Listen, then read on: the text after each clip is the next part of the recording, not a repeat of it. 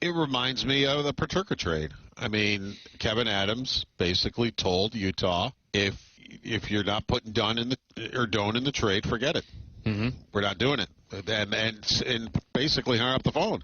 And that came from both GMs, where basically it's like, this is the trade that will get it done. We're not doing it if Doan is not in. And then Utah, they talked about it, thought about it, and said, we really want Paterka. So all right, let's put him in. Mm-hmm. So, yeah, that kind of stuff could happen. That's why what you said, Jeremy, maybe it's not dead, because all of a sudden you can just decide, all right, we want this player. We're going to meet the price type of a situation, just like Utah did to the Sabers. That was WGR Radio this morning, Alex, up in Buffalo, talking about the possible addition of Robert Thomas. There's been some cold water thrown on the possibility of Thomas to Buffalo today. Basically, every insider yesterday that said, hey, there's some real momentum here, has said, hey, there's no momentum here any longer. And it sounds like that's because Buffalo doesn't want to include NHL players. Which makes sense. They're 25-5-2 in their last, 32 games? Why would you make a trade that hurts your NHL roster? Sure. Makes all the sense in the world. It's why I've always thought, hey, this might make more sense in the offseason. But now there's a new report. Darren Dreger reported this morning, Sabers and the Blues have also been focused on a D-man. Buffalo wants a right shot. Parayko and Falk have been mentioned as possibilities. JR following that up moments ago, saying, as others have reported, keep an eye on Buffalo and a Blues defenseman, potentially Parayko. Alongside Alex and T-Bone, I'm BK. Got BK and Ferrario here on 101 ESPN. Going to be another busy day, I would imagine, here on the show. 314-399-9646. That's the Air Comfort Service text line to get involved in the show. The YouTube chat is available for you at youtube.com/101ESPN STL. If I sound a little different today, by the way, I do apologize.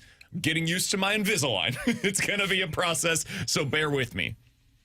Alex, let's start out by summarizing what we have heard about the Robert Thomas situation over the last 24 hours. Where do you now stand on his availability, Buffalo, Utah, anybody else that has potentially been thrown into the mix? Where are you at right now on the Thomas sweepstakes? I still think he's moved by Friday. I think this is what happens when the prices are high and you got something like this. Teams say, no, I'm not going to pay that, and we'll walk away and expect the other side to bring their asking price down and say, okay, let's get a deal done. And I don't think that's going to happen with Doug. And I think my assumption, my tinfoil is this is the game of chicken. And what Doug is doing, he's going to wait for one of these teams that feels like Robert Thomas is their missing piece and comes back to the table and gives them close to what Doug Armstrong wants. That's not meaning he's going to give them exactly what Doug Armstrong wants, but 99% of the 100 ask is going to come back to Doug Armstrong.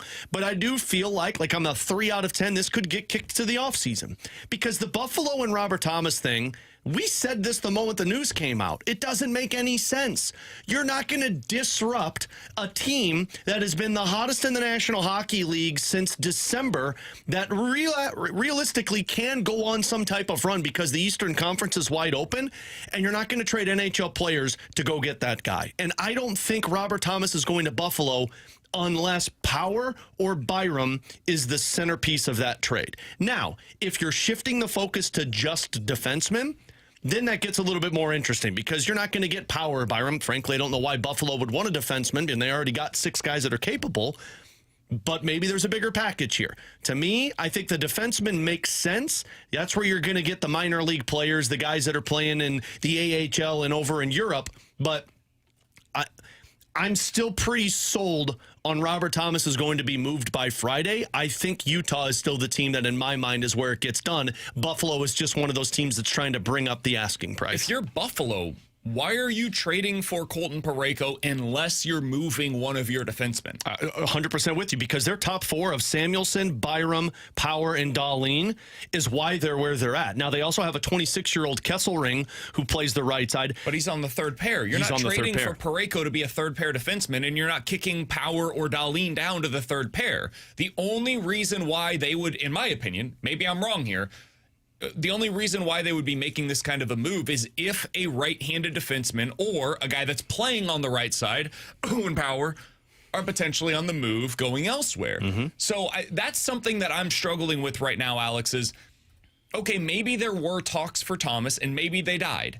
And maybe now they're restarting those talks for something of a bigger package where it could be a blockbuster. And you're talking about Thomas and Parayko or Thomas and Falk going on the move to Buffalo. And in return, that's the way the Blues are going to get the asking price that they've set, which is a young defenseman that they can build around that's cost controlled for years to come, and prospects/picks. Yeah. Maybe that's the only way they can shake away one of these defensemen they're looking for. We've seen this in the past when Army sold, what was that, 23 at the deadline? 21 at the deadline, or whatever it was. When he sold with Vladdy and O'Reilly and all of those guys, he packaged players together to get the return that he was seeking.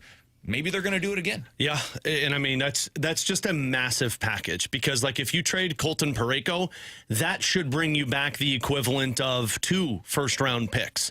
Robert Thomas, we've already established them saying 3 upper half of the first round. So now you're talking about the equivalent of 5 first-round picks. Yep. If they get it done, more power to Doug Armstrong. Here's the thing. What would Owen Power command on the open market? Like, if they just said, we're taking your best offers, how many first-round picks do you think Owen Power, for example, is worth? I mean, he's a former first overall pick, probably 2 or 3. 2 to 3. So that's how you eliminate some of those assets. Because he would be the equivalent to 2 or 3 of those assets that you're talking about. So then you only have to include maybe 2 others. Maybe, but I don't think Doug would lessen his ask on it. Like, I think you've used these 2 entities as, like, I could trade Parayko and get this, Thomas and get this. But you're not getting an Owen Power for either.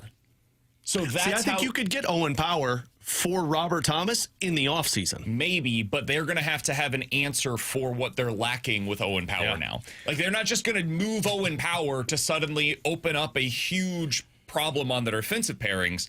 That's a big part of why they're having success is because of the defense. Yeah. So if they're going to do that, they need a replacement that can handle those minutes that Owen Power has been needing. I'll just provide you what I was told yesterday by a source.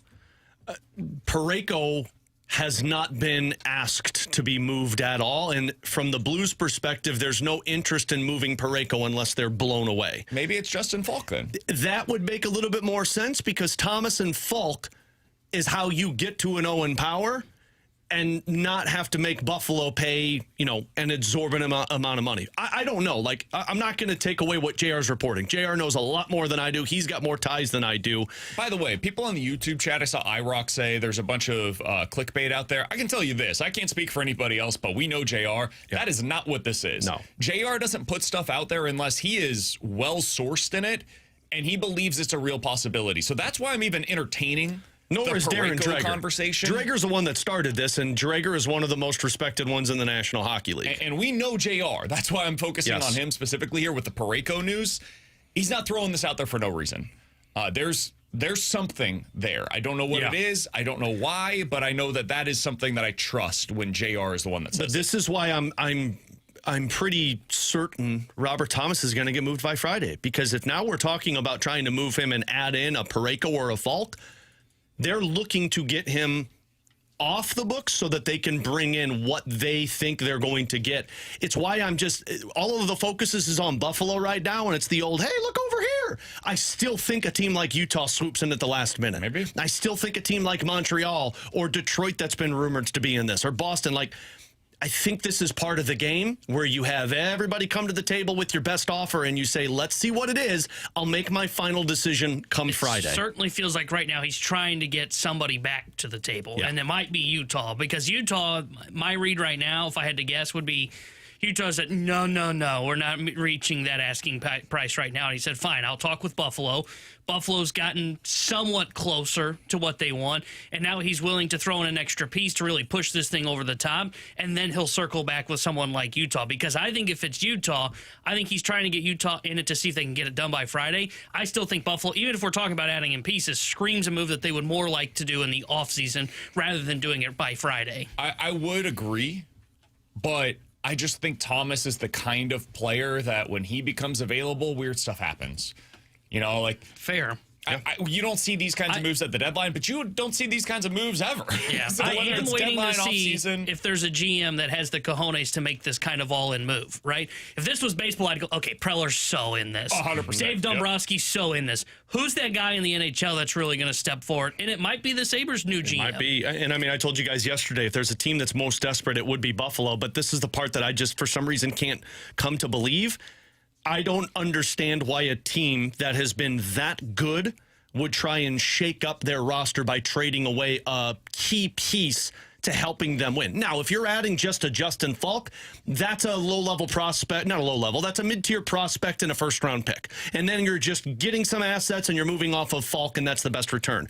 But if it's Thomas and Parayko, Buffalo is trading at least one, maybe two pieces off of their NHL roster, and that's the part that hockey-wise, it just doesn't make sense because for a team like Buffalo, you're disrupting a potential I don't lot. know, man, but This may be a move, by the way, that's not a push-in for all this year, but more for the next 5. Yeah, Exactly. but fans are more invested in right I don't now. care what the fans are doing. Yeah. If you're the care- GM, you have it in the mindset. Not No, really. if you do, that's how you're not running a team properly. you're the GM, that's why Army's so cold-hearted. You've got to be thinking about this could both help us right now because I think Parayko may be a better player today than Owen Power. Owen Power may have the higher upside, but today Parayko might be better than Owen Power. And Robert Thomas is the kind of center that just never becomes available. So you're telling me, look at what they could be up the middle.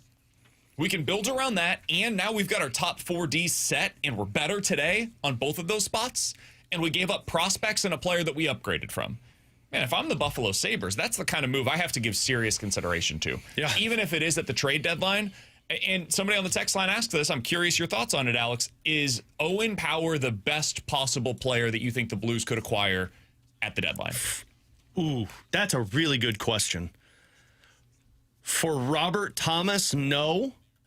You think they could get somebody better than Owen Power? I think they could have somebody better who's got a better upside, if that makes sense. Like, I think that Desnoyers from Utah has the potential to be a number one center. I was told yesterday he's got the potential to be a top-line center difference maker compared it to Nico Hischier. I think Owen Power is a top 4 defenseman with the potential of being a top pair defenseman. And I think Owen Power is probably the best piece you could get back at this deadline now. I think future-wise, the best piece is probably from Utah, like long-term picture for the Blues. And the part that would concern me if I trade Robert Thomas, and again, I told you guys this, I think the centerpiece for a trade is going to be a centerman because they're looking at that for the future. You might get the next tier down in the trade with Buffalo along with Owen Power.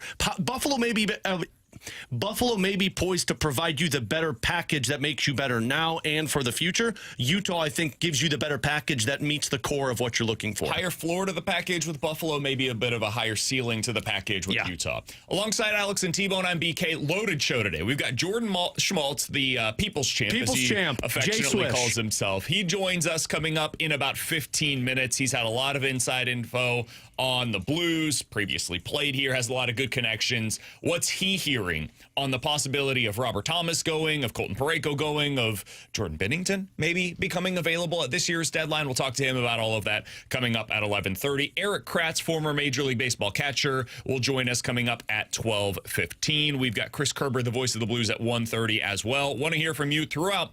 314-399-9646. That's the Air Comfort Service text line. But next, we said it was a trap game for Mizzou. That's exactly what it was. We'll talk about it next year on 101 ESPN.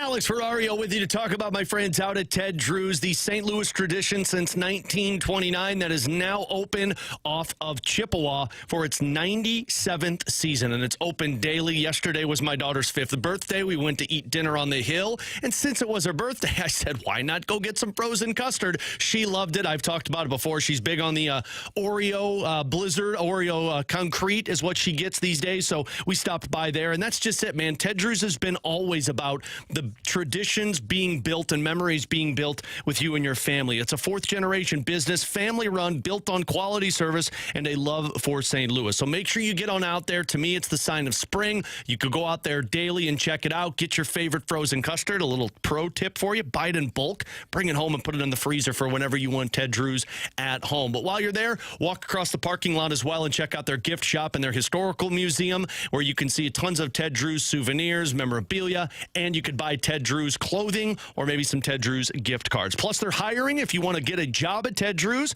check it out online at teddrews.com. Ted Drew's, real custard, real tradition. It's St. Louis.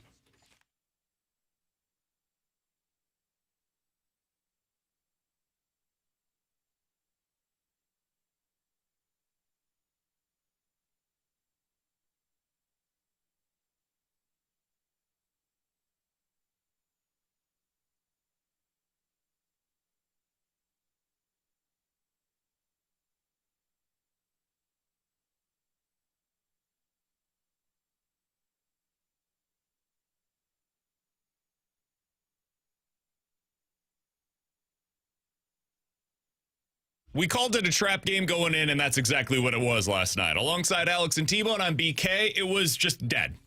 Dead environment, dead on arrival. Mizzou had no chance in that game yesterday, Alex. No, I didn't watch, so I can't even act like I know what you're talking about. You missed literally nothing. I had the score updates. We were up for Adelaide's 5th birthday dinner last night. I had the score updates on my phone, and it just kind of kept updating me. And I'm like, so it was a good game that I missed for the Missouri Tigers. That's 100% correct. Good. They had a whole lot of nothing going. Some of their best players just didn't have it last night. Jaden Stone looked completely out of it. T.O. Barrett had 5 points, went 2 for 7 from the field, fouled out of the game. Sean Phillips had foul trouble from start to finish. They didn't show up, which is not altogether surprising. This is a team that's had its back against the wall basically since, Thanksgiving.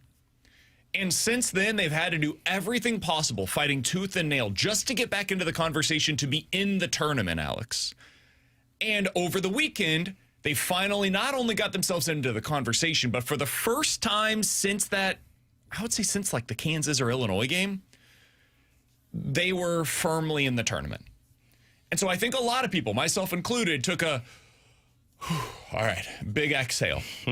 And it's natural that the team would do the same thing. Now, I'm not telling you that it's the right thing to do. I'm telling you it's human nature that it happened.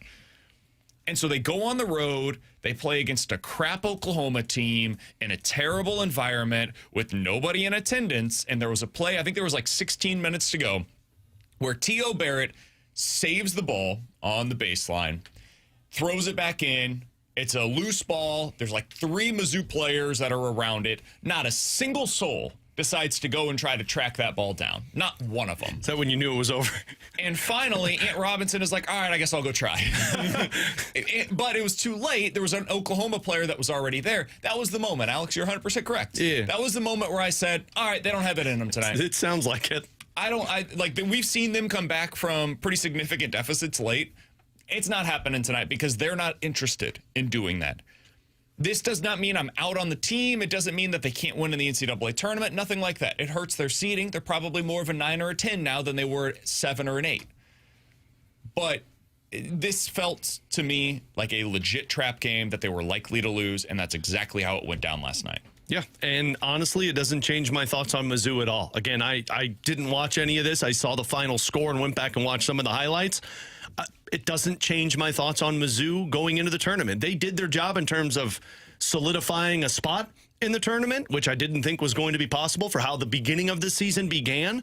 But I've always looked at Mizzou as a team that can win because we've seen them play their best and raise their game to that level, which wouldn't surprise me. They could get knocked out in the first round because They are so centered around Teo Barrett and Mark Mitchell as those two guys, if they go off, Mizzou's going to have themselves some success. And if they don't, they're going to be scuffling like they did last night. Yeah, and like I saw that game last night, and the funny thing is my biggest takeaway was more on like the conference as a whole than watching Mizzou, because, yeah, it hurts their seeing a little bit. I mean, I think we all agree in this room. They're going home, best case scenario, on the second round of the tournament. They're not going to get past a 1 or a 2, in my opinion. I really don't believe that after watching them last night. But I watched them and go, man, there's no way this is the 4th best team in this SEC, and yet they kind of were going into it. They had anywhere between landing as a 3 seed in the SEC tournament to all the way down to 10. And it just reminds you that, okay, sure, the SEC is potentially going to send like 10 or 11 teams, depending on whose bracketology you look at.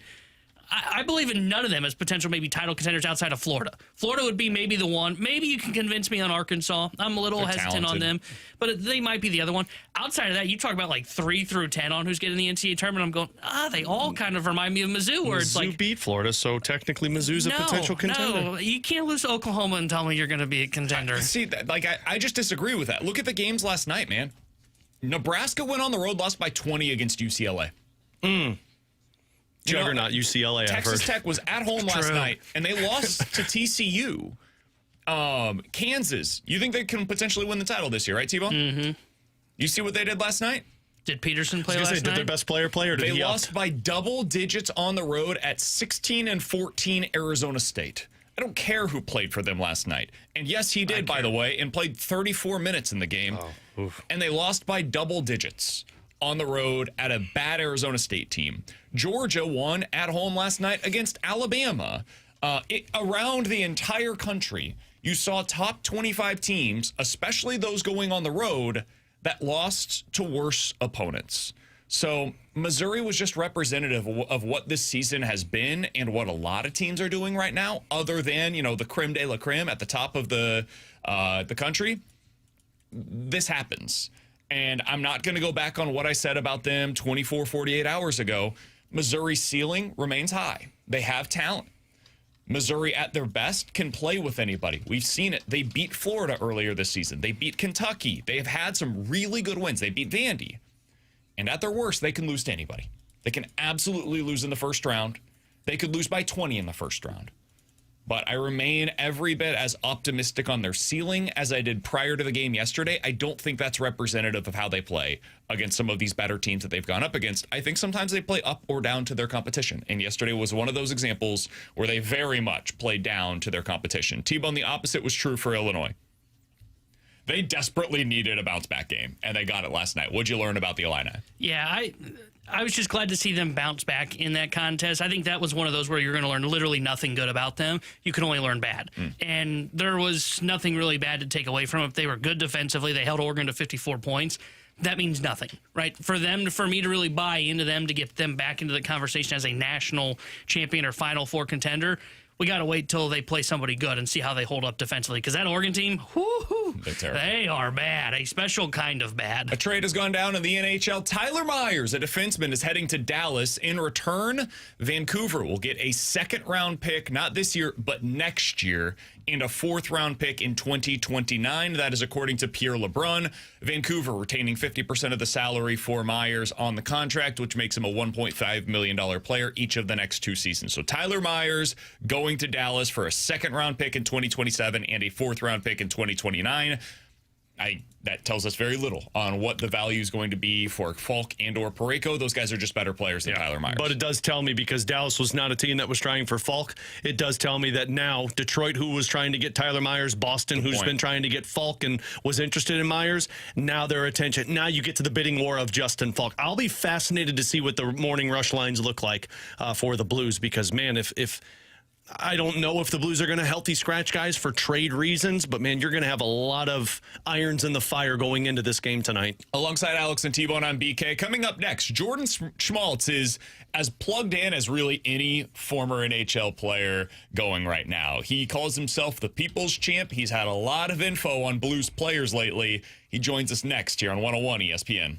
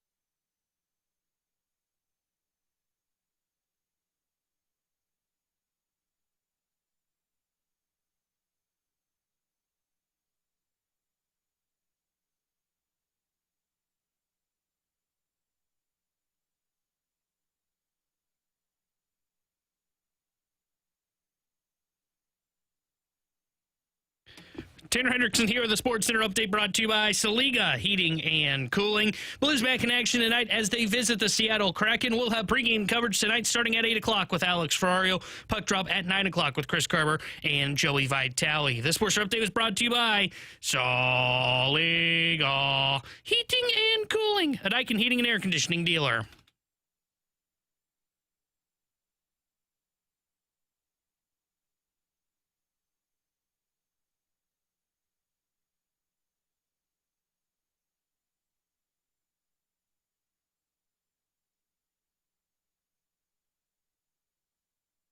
Happy to go out to the Callier and Thompson hotline to be joined by the People's Insider. He's Jordan Schmaltz joining us here on 101 ESPN, former NHL defenseman. He's had a lot of info on Twitter over the last 24, 48 hours, Alex, on what the Blues can do at this year's deadline. Jordan, appreciate the time, man. How you doing today? What's up, fellas? How we doing? It's always good to chat with the good folks in St. Louis. So happy to be here, fellas. Hope you're doing well. Trying times here in St. Louis, but you know what? We'll see what happens. To be frank, Jordan, we're not doing well. We're not doing well at all. Rough. I feel like your tagline at the end of your messages yesterday, Jordan, should have said the people's, specifically in St. Louis, because that's where all of the inside information was coming from yesterday. Yeah, a little bit. I mean, there's rumblings all over the place. Everyone calls themselves an insider these days, including myself. You gotta self-proclaim anything you can, but yeah, I don't know what's going to shake out, fellas. I mean, I'm on the lines. I got a couple phones, and I'm always, if something comes across my plate or right on my tape per se, I got some information. But in terms of today, it's been a little bit quiet, and I honestly. I don't know. It just seems like any time that there's a lot of smoke and there's a lot of rumblings, those deals, for whatever reason, they don't really live up to the hype. So I'm curious to see, as we inch closer to the deadline on Friday, what exactly happens or transpires. And, some of the guys moving out of St. Louis, I guess we'll monitor that as is. Like, out of Buffalo, especially yesterday, I was hearing a little bit on Rob Thomas, but maybe the asking price was a little bit steep from Army. And look, why would you really want to move off Robert Thomas unless the price is right? I mean, he's a great center iceman, 26 years old, still got 4 years left on his deal at a very fair number. And, if you're not really trying to sink this ship all the way down to, the basement floor, that's a guy you definitely want around, especially, trying to retool on the fly. Jordan Schmaltz joining us here on 101 ESPN. So, Jordan, what is your read? Why do you think this rumor has popped up? Why do you think they're potentially looking to see what they can get for Robert Thomas? I think Army's just doing his due diligence, to be honest. I mean, you're talking about a guy that's, has a pedigree or a track record of being pretty open, pretty honest in terms of, especially when the team is struggling. Laying all the pieces out there. I think he's been sniffing around the market, seeing what he could get for some of these pieces, the likes of a Robert Thomas, maybe even Jordan Kyrou dating back to last year in the summer, as well as a Colton Parayko. But at the same time, Army's not just going to give these guys away. Like, he is in the best interest of the St. Louis Blues organization, as well as Alex Steen, to ultimately, if they're going to make a move, it's got to benefit the team. And it's going to be a steep price because you're talking about really good players. I mean, you're talking about a world-class defenseman in Colton Parayko, who just played the Olympics, Bob Thomas, who's, arguably a first or at least a second-line center, a guy that's won a Stanley Cup at a fair rate. So I just think, like, for Army, or you can even throw Binnington in there, like, he knows he has good pieces, but at the same time, he's not just going to give these guys away. And if he sets the marker or the price of what he wants for these guys, each individual player, you either have to meet that standard or we can hang on to these guys and, we can retool on the fly around them. So I just think, in terms of what Army's doing, is he's just basically getting engaged and getting interest and seeing if people are, and markets are willing to pay a certain amount. Jordan, that's the part that I've just been fascinated by. I mean, Buffalo has just been on a heater since December, and when all this new noise came out about Robert Thomas potentially going there, it's like, man, I don't know how a team would disrupt what they have going on now, even though it is Robert Thomas that you'd be adding to the piece. When you look at what these teams potentially could be dealing with, do these scream trade deadline trades to you, or do these scream conversations started for maybe an offseason move? Yeah, that's just it. Like, especially for Buffalo, like they're, new GM. They've turned around the team. They're definitely building steam. The fan base is horny, to be honest, just to get back into the playoffs and, make a push that they haven't had in upstate New York in 14 or 15 years, whatever it's been. But at the same time, like adding a guy like Robert Thomas, of course they would want to add a great center iceman. Imagine packaging that with Tage Thompson going 1-2 down the chute. I mean, now you're talking about a legit contender, especially out of the East, how open it is. Now, what does that come with, though? You know what I mean? Like, Army's for sure the rumblings I heard was he was, asking about power, asking about guys like Helenis for a prospect, maybe even the likes of a Josh Norris or a Jack Quinn. And, that's a steep price. And especially if you're talking Owen Power, who, was a first overall pick 5-6 years ago, whatever it was, still, I think, has a lot of ceiling to grow and develop his game. So, these are hard moves. These are, you're talking term. You're not talking rentals. You're talking key pieces of, a blue line that are, key pieces you'd have to be willing to move on to acquire a guy like Bob Thomas. So these aren't deals that are just easily done. And, a lot goes into it. So short story long, I would say those deals are harder to get done, especially at the deadline time versus maybe moving off a guy, your captain waiving his no move or his no trade, like Braden Shen, or maybe even a piece like Justin Falk, who has 1 year left on his deal. That's kind of my 2 cents. Jordan, I'm glad you brought that up of Shin, Falk. You've got Parayko, who's been in the rumor mill today, Binner, etc. You've had some stuff on your Twitter account as well, some reports on where guys would potentially be willing to go. What is your understanding on these players with the no trade clauses? How willing are they to move on from the situation here in St. Louis in your mind? Yeah, and I haven't really spoke to these guys. Like, there's some buddies, but I tend to stay out of it in terms of asking them real personal questions. But I would say for those guys, just knowing them, not, putting words in their mouth, I would say, if it's a legit contender, you're talking about guys with families, guys that have been longtime Blues, guys that love the community, that have, embodied what it means to be a St. Louis Blue and really worn that crest with a lot of pride. So those aren't easy moves either. But if it's, going to a spot where, maybe they could win this year, they're a win now type of team. There's maybe some extension or interest in, having these guys stick around for a little bit longer, especially in a case like a Binnington or a Falk who have 1 year left on their deals. And then you go to Braden Shen, who is, he comes in at 6.5 on the cap. I had just vaguely thrown it out there that maybe Kelly McCrimmon or a Vegas, if they could somehow sneak it in there, would maybe be an option, just because they, that connection dates back to the Brandon Wheat King days with Schenner playing in Brandon in the WHL for Kelly McCrimmon. So I guess you never know, but I just think those type of moves, especially Shen and Falk, would be a little bit easier than we're talking about Parayko and as well as Bob Thomas. Jordan, I feel like for the last 2-3 years, Alex, correct me if I'm wrong here, we've been having the conversations about Jordan Kyrou and what his future holds here in St. Louis. He almost seems to be the guy that's getting the least amount of discussion at this year's trade deadline, which is interesting to me. Are you hearing anything on the Kyrou front right now? It's been quiet. I mean, he's got, similar to Bob Thomas, he's got 4 years left after this as well. He'll be a UFA in 2031. I haven't heard a ton about him. I think the New York Islanders have maybe sniffed around or kicked on that interest a little bit just because, he's such a dynamic player. And the way they play, traditionally the Islanders are kind of a heavy hockey team, kind of, I wouldn't call him clunky, but not the fleetest of foot. And Kyrou's a guy that has a ton of speed down the wall. What he can do offensively. So I've heard, rumblings out of Matthew Darche, just, asking a little bit about him, but nothing real, no real traction or momentum, to be honest. But I've always liked that kid's game. Despite how it's kind of been ups and downs, you can't argue the talent there. And I just think he's still got a ceiling to get to in terms of his game. Jordan, final one for me, and just big picture once again, like you've mentioned, Doug Armstrong's got a price, and he's not backing down from it, and it's set high for a lot of these guys.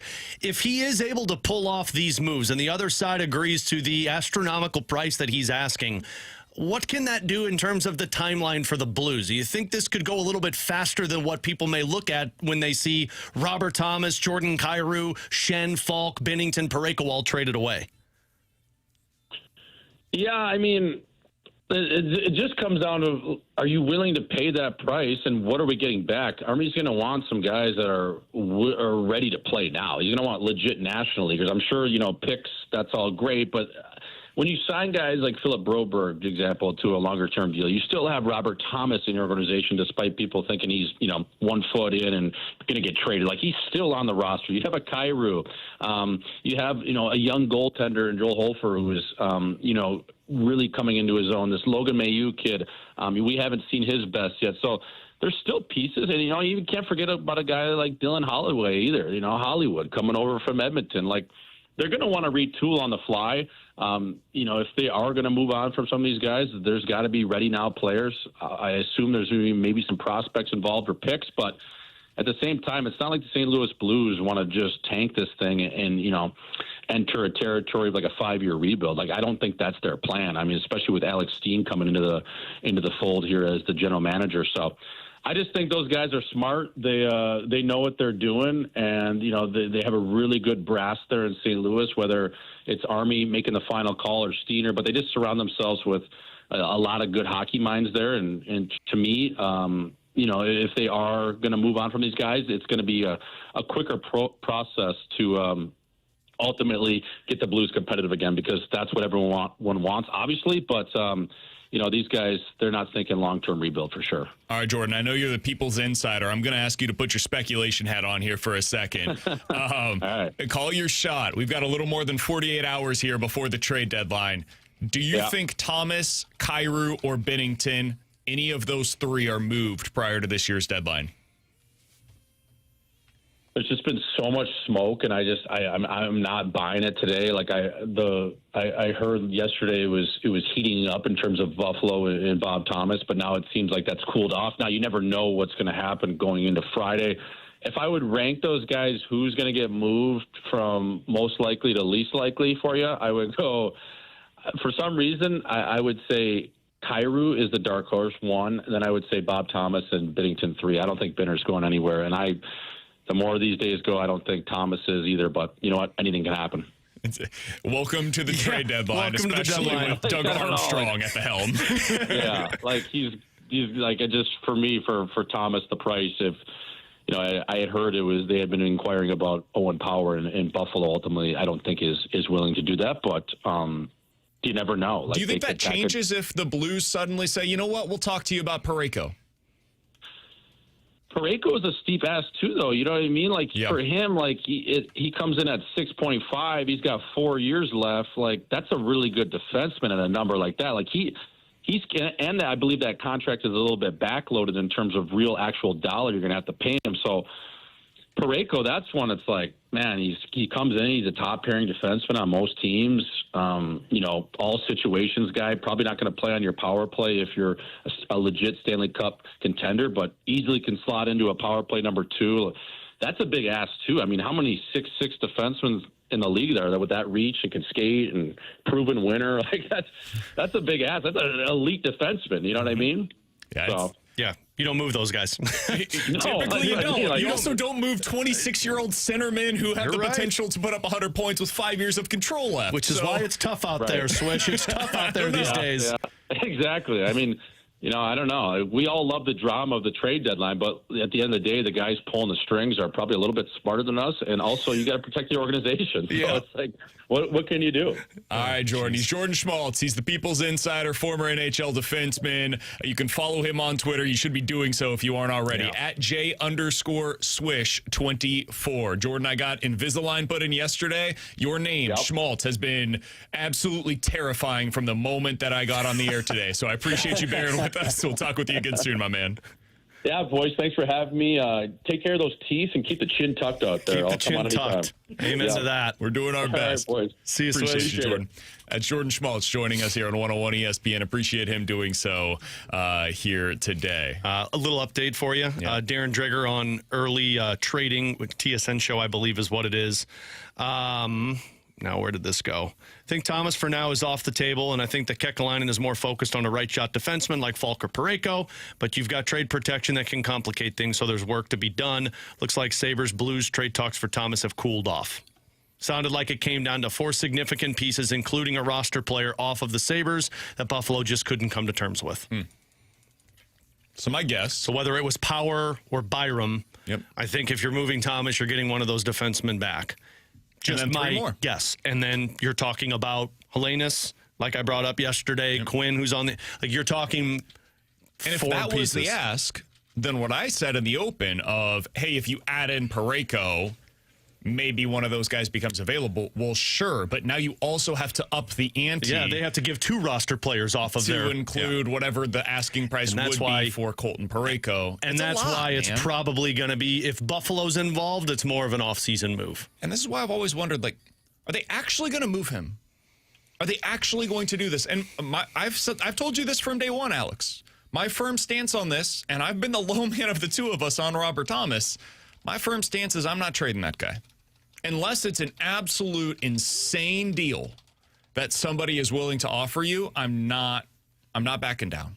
I would not give up a 26-year-old center with the potential to hit 100 points, 5 years left of club control, $8 million per year. That's just not the guy I'm willing to move right now. As much as I have taken the other stance on this of saying, like, look, I'm trying to move him, I've said from day one, I'm only moving him unless the return is ridiculous. It's the only way I'm even sniffing this conversation is, yeah, you're going to pay me the price. Like Utah, if they've backed out of this, it's because it was too expensive. Montreal, LeBron said yesterday it's too pricey for them.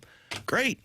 Come back to the table when you're ready to pay the price. Exactly. Because you're going to want to play it at some point. If you don't have any success in the playoffs this year, we'll be here waiting for it. Alongside Alex and T-Bone, I'm BK, 314-399-9646. That's the Air Comfort Service text line to get involved in the show. If you missed any of our conversation with Jordan Schmaltz, he's always a treat to be able to talk to.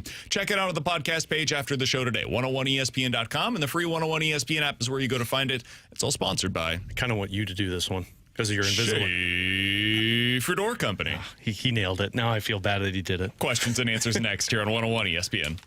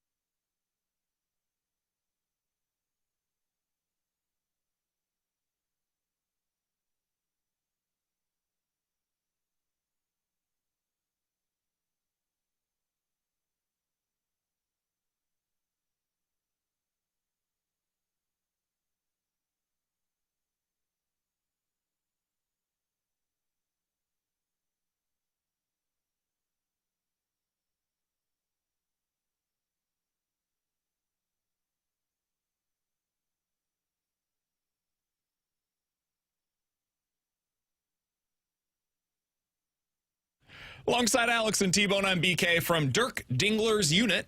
Okay. On the text line. That's a name. BK, any thoughts on the McDuffie deal? A lot of them. I'll give you the short version. T-Bone, I'm curious your thoughts, too, because we have differing perspectives on this. If anybody has missed it, because there's been a lot of blue stuff going on today, so locally I would imagine a lot of people are focused on that.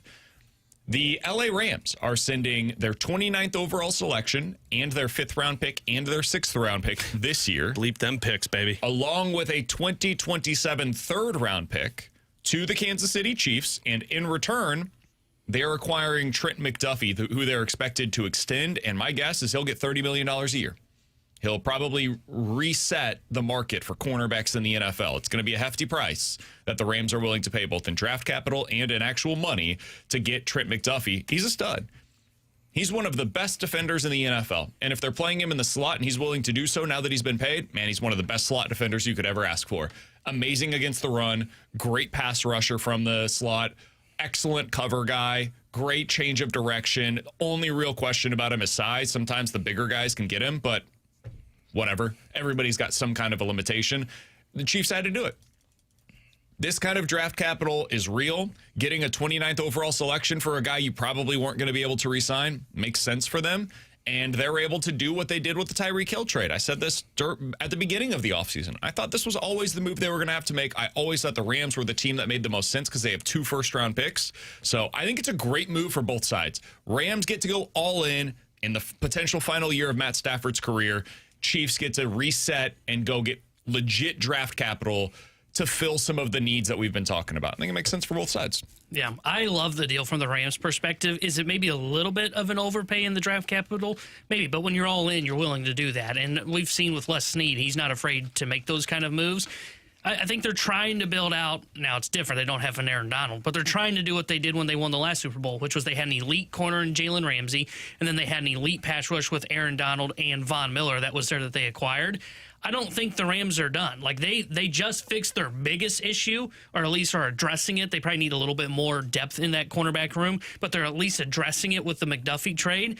I still think they probably need a pass rusher. Now, I don't know how they're going to be able to get that guy, but they're definitely all overall in. And we'll see if they either select a guy at 13 or if they trade that pick and see if they maybe try and push for like a Max Crosby if he becomes available. Les Snead's not done, but I love this as the first step for their offseason, for their push for all in to push for a Super Bowl in Matthew Stafford's last year. From Mahomes' long body, how do we think all these trade rumors, Alex, will affect the guys on the Blues if they are not moved at the deadline? Not going to affect them at all. I mean, they're professionals. They know this. Robert Thomas is going to go out there and play his ass off the rest of the season. If Jordan Binnington is here, he's going to play his ass off. If Justin Falk is still, like, all of these guys are getting paid, and they'll go out there and play the same way they've played all season. Plus, if you're these guys and you want to be moved, and we don't know that to be true, but if you want to be moved because you don't have an appetite for a rebuild, you better go out there and perform so that you can get moved because you didn't play that level to make a team say, cool, we'll pay the price to trade for you. 314-399-9646 is the Air Comfort Service text line from Pierre LeBrun. This is over on The Athletic right now.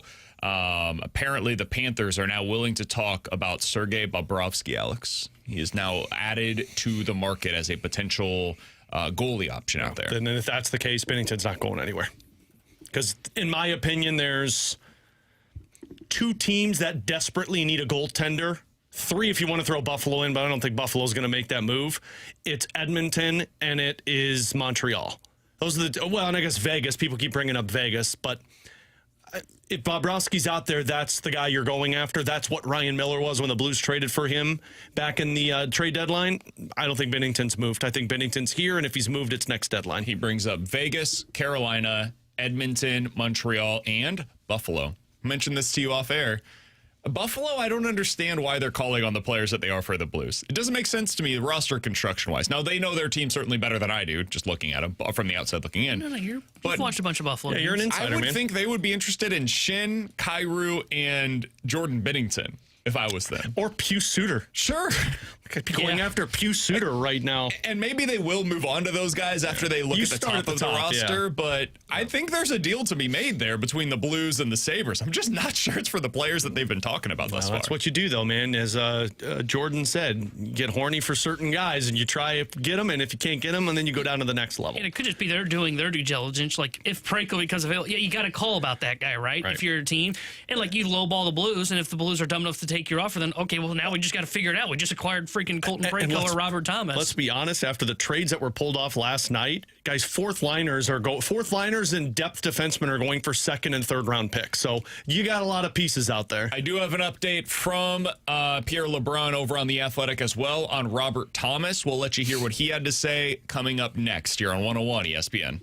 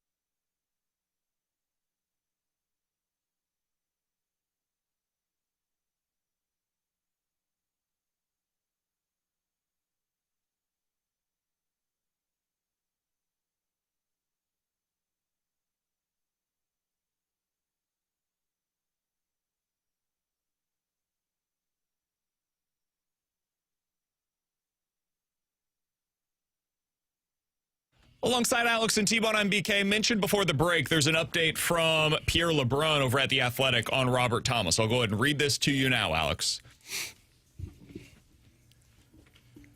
Some fascinating Wednesday morning news from TSN colleague Darren Dreger, who updated the Thomas situation to say that the Sabers had pushed all they could but weren't comfortable meeting the package price that the Blues would need. Alex, as a follow-up to that, you said what happened just recently?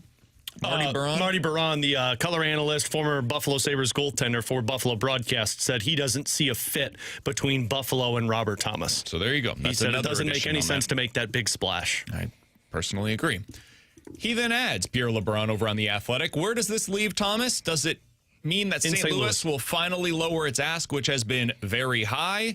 As I've said before, I don't blame them for that. He's 26 and as a number one center. The Utah Mammoth could circle back, and I think they will. The Canadians have been unwilling to part with top prospects like Michael Hayes as part of a multi-asset return, but I would suspect they will also want to stay in the dialogue. I also think teams like the Kraken, the Bruins, the Red Wings, they all very much love Thomas, but not at the original asking price. Keep in mind one final thing on Thomas. Even if or when the Blues do find a suitable trade, he has a no-trade clause, and they would have to go to him and his camp, led by his agent, and present it to them, at which point I would surmise that Thomas would need some time to mull it over and decide whether he wants to go. So there's also that factor in all of this as well. Again, there's no guarantee Thomas moves at all. The Blues could choose to revisit this in the offseason. All of that makes all of the sense in the world. And I would imagine if a trade comes to fruition, let's say Friday morning, Bill Armstrong calls Doug and says, hey, we're ready to do this deal. Doug calls Robert and says, you got till 2 o'clock to decide. Mm-hmm. And then Robert says, no, I'm not going to decide that fast. And then Doug says, we'll talk in the offseason. Like, it makes all of the sense in the world. I'll just do a tinfoil for you. I don't see him accepting a trade to go to Seattle. If he's not happy in this situation, you're really not going to Seattle, who is stuck in limbo even more than you are. I don't think Boston's going to pay the price. I don't think Detroit has the pieces to meet what Doug Armstrong wants. So I'll stick with, I think it's Buffalo, Montreal, and Utah. Those are the 3 teams. I would imagine you circle back on Friday to see if the asking price goes down. I don't believe, actually, does Utah or Detroit play? Detroit plays tonight. Utah plays on Thursday. So my guess is after Thursday, you're probably getting all of these teams that call up Doug and say, what's the asking price? Still where it was the last time. Cool. No deal to be made. From Harrison's brother Master, guys, I don't understand why Utah wouldn't do something like Desnoyers, Simashev, and a first for Thomas. We are saying this from the St. Louis side. In their perspective, Desnoyers is a couple of years away from the NHL, possibly next year. Simashev has already played in the NHL. He's in the minor leagues right now.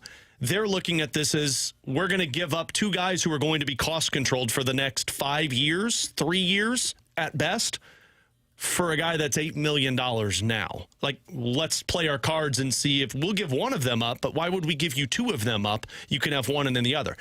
I think if Utah gets to the point where they say, hey, we really need to make this move because we need another center, yeah, you get to that puke point. I just don't know if you get to the puke point by Friday. So when we talk about the return on some of these deals, it normally is some combination of prospects or picks. Now, picks for the Blues, I believe, Alex, are more valuable than picks for other teams. The reason being their track record. They've been really good in the NHL draft, and that's not just in the first round, it's also later on. Mm-hmm. They find guys they draft and develop better than most teams across the NHL. That being said, when you look at the recent history of what you get when you trade for a first-round selection, boy, is it not good. Earlier today over at the Daily Faceoff, I think they had a really great piece on what you actually get when you trade for a first-round pick. And they put some numbers next to it. They said, hey, this is what who the players are that have been traded, or the picks that became players and what they eventually were. Yeah, you didn't have names when those picks were acquired. They're just picks. Correct. I'll go ahead and read you what they say about late first-round picks, which is what you typically get whenever you trade for these, because it's teams that are in it, right? They're trying to win the cup, so they're making the playoffs, and then a lot of the time getting deep into the playoffs. Let's make it Tinder Wednesday. Swipe left or swipe right if you'd like to have these guys. The player drafted 25th overall is expected to be worth roughly 3 wins over the course of his first 7 seasons. That's roughly half of a win per year. Landing Connor McMichael like Washington did in 2019, that would be considered a great find. A middle six forward that didn't stick in the NHL until he was 23. He scored at roughly a 40-point pace. Again, that's considered a good find when we're talking about late first-round picks. Some of the players that fit into this criteria, Alex, this is 2013 to 2025 NHL trade deadline, first-round picks that swapped hands, and the players that ultimately were selected with those picks. Ready to throw up in your mouth, ladies and gentlemen. These are players selected in the top 20. There are only a few of them. Daniel Boot, guy that we were just talking about earlier this week from the Utah Mammoth. 6'6" kid. Nikita Zadorov, 16th overall selection. BK probably still wants him on this Blues team. Remember you were willing to pay him so much money in free agency? Axel Sandin. Palika, yeah, he's actually a pretty decent prospect. Lassie Thompson. I don't even know who that is. Oliver Moore. He's good for Chicago. Dennis Cholowski. Not good. Ville Heinola. Heinola, yeah, he's Winnipeg, not good. And Cole Iserman. Cole Iserman's got a potential future. He's the Islanders kid, am I right? Yeah, this is actually one that I saw an insider for the Islanders say that apparently New York is very high on Jordan Kyrou, and this could be a piece for it. But this one's so hard because he was drafted 2 years ago. He's got 15 goals at Boston University right now. There are like 25 players that have been selected in the top 23 in this stretch. Like 5 of them are worthwhile. And the best one is Wyatt Johnston. Yep. And congrats on winning the Powerball when you find a Wyatt Johnston. I think he was 21st overall, 23rd. Second best is probably Keandre Miller. Yeah. And Keandre Miller is a mid-tier defenseman who was traded from the team that drafted him. So, moral of the story, your expectation when you make these trades for a late first-round pick is a middle six forward, bottom pair defenseman, guy that can become a roster filler. It's kind of what your expectation is. The hope is he becomes more, but the odds are strongly against that. Yeah. So why do the Blues want prospects in return that they can see more of, that are less of a, hey, this is a mystery box. It could be anything. It could even be a boat. I would just rather have the boat. Yep. Just give me the guy. Give me the boat that I already know kind of what he's going to be. That's why I'd always target the prospect over the pick if you have the opportunity to do so. And it doesn't have to be an NHL player. It can be a guy that's in the OHL, but it comes down to I want a guy that I can see what he's doing and know where he was selected rather than something that I don't know what it's going to be. Alongside Alex and T-Bone, I'm BK. Coming up in about 15 minutes, are the Blues planning to change their identity under Jim Montgomery? Is that the goal whenever they decide to make some of these big moves? We'll talk about that coming up in 15 minutes. Erik Kratz talked with a lot of Cardinals out at Cardinals camp earlier this week as Foul Territory did their Cardinals Day. What did he learn? What are his expectations for the Cardinals heading into this year? He was very low on them last year. We'll find out where he is this year coming up next year on 101 ESPN.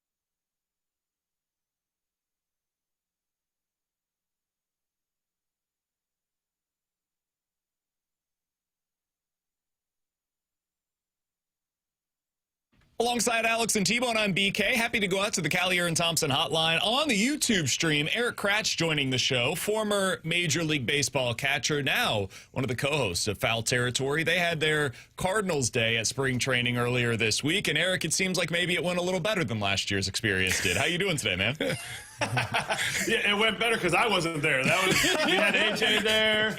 I also think Chaim Bloom, was able to take care of some stuff for us too, so that was good. Yeah, that's very good. It's nice that he's no longer the man behind the everything. He's the Wizard of Oz, to where he's just behind a curtain and you don't see him. He's just back there. Okay, that's fine. I like that. I like that. He's done some things behind the scenes. Sorry, what I meant is a year ago, none of us were allowed to talk to him. And we didn't see him. We could not say a word to him. It was basically like if you passed in the hallway, maybe you could say hi, but that's about it. Anything else? He's there. He's doing stuff. You can talk to him at the end of the season. That's essentially what we were told. Erik, I do want to talk to you a little bit about this team because none of us are pretending like they're going to win 100 games or anything this year. But from the 30,000-foot view, how do you view the 2026 Cardinals? Man, you don't even have to go 30,000-foot view. Sure. I think they are what they are on the surface. And, where's that budding superstar? People will say, well, Mason Wynn. I would say Mason Wynn is, their best player right now. Maybe the media hypes around some other guys sometimes, but I think if your shortstop is your best player, that's awesome. I'm hearing different things as far as like this team has some great young leaders, and you see that doing some of the interviews, talking to different guys. Like I remember last year, I know he doesn't play a huge role, but you have a guy like Pajes behind the dish who's not necessarily the everyday guy, but everybody gravitates to him. And those are the things that you want to hear. You want to hear stuff like Michael McGreevy was saying, where when he came on the show, I love his stuff. I love the fact, what's coming out of his arm. And, he's got the pedigree of being that first rounder, that type of thing. But he's not afraid to talk to the media. He's not afraid to talk to the guys that they just picked and be like, hey, dude, we're setting this up for the future. I know you're just in the organization reaching out to guys that got traded. And it's like they're in his position. They're starting pitchers, and he's not afraid to reach out to those guys. So you see the fledgling first steps of rebuilding that culture in St. Louis. And I would just say that St. Louis fans, while they've seen rebuilds in Chicago, they've seen rebuilds in Pittsburgh for history, for life since the late 80s. They've seen rebuilds all throughout their division, and this isn't going to be the same. The Cardinals' rebuilds are not going to be the same. They got rid of the pieces. Chaim Bloom was on the show, and he's like, yeah, I think it's kind of obvious. We got rid of the pieces that we needed to, not because they were cancers in the organization or anything, but because you need a long leash for these young guys to start to learn and develop to become the best version of themselves in the big leagues. So, Erik, I'm glad you mentioned that. What were your general takeaways after you talked with Chaim Bloom, just in terms of this is the guy in charge of the direction for the Cardinals? Well, I have a little bit of a different relationship with Chaim Bloom. While you guys weren't allowed to talk to him last offseason, I was. Just nothing on the record. Nothing on the record. So it was never, and I'm not as intimidating as you guys. The beards and everything. Yeah. The shaved face. We're intimidating until we open our mouths, Erik. Is that okay? Okay, that's what it is. It's similar to a beard. But anyway, no, my impression of him is different impression than I think other people have because I worked for him. I worked for him in the Red Sox organization. I was assistant to the player development. It was the most awesome role ever. And he was one of the people to hire me for that position. So I saw the way he handled things. I didn't see how they made Roman Anthony. I didn't see how they made Hunter Dobbins. I didn't see how they, that's not what I was a part of. I was part of the daily, everyday relationship with the coaches that then delve into the players. And that's what Chaim's all about. Chaim came into St. Louis and goes, you know what? Some people come in and they just have an axe. They have a Sith. They're just going through the organization, cutting guys, getting rid of coaches. You're terrible. He didn't do that. he went in and goes, wow, guys, like I'm listening to what you have to say, and I see what we had in Boston, what we had in Tampa, and you know what? You're short-staffed.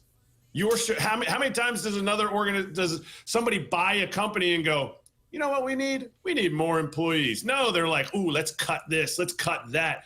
And he's not doing that, and he didn't do that. And now there's a lot of different upgrades that they've made analytically too that I think were big time misses by the Cardinals. And the Cardinals before, they were so behind in so many analytical things while they had their own programs and all that stuff they were following. They're clearly behind. They were clearly saying, you know what? We're good because we're always making the playoffs. And I think they got 5-7 years behind, and they were always making the playoffs. But now Heim's the guy that can accelerate that because he's seen two organizations adopt new things. And even when I was with the Red Sox, an organization that was coming off a World Series in 2018, they were still willing to say, hey, you know what? We are behind a little bit analytically, and we're okay making an adjustment to a new system that would help our players. And so he's not afraid of people that have the answers. All he wants to do is win.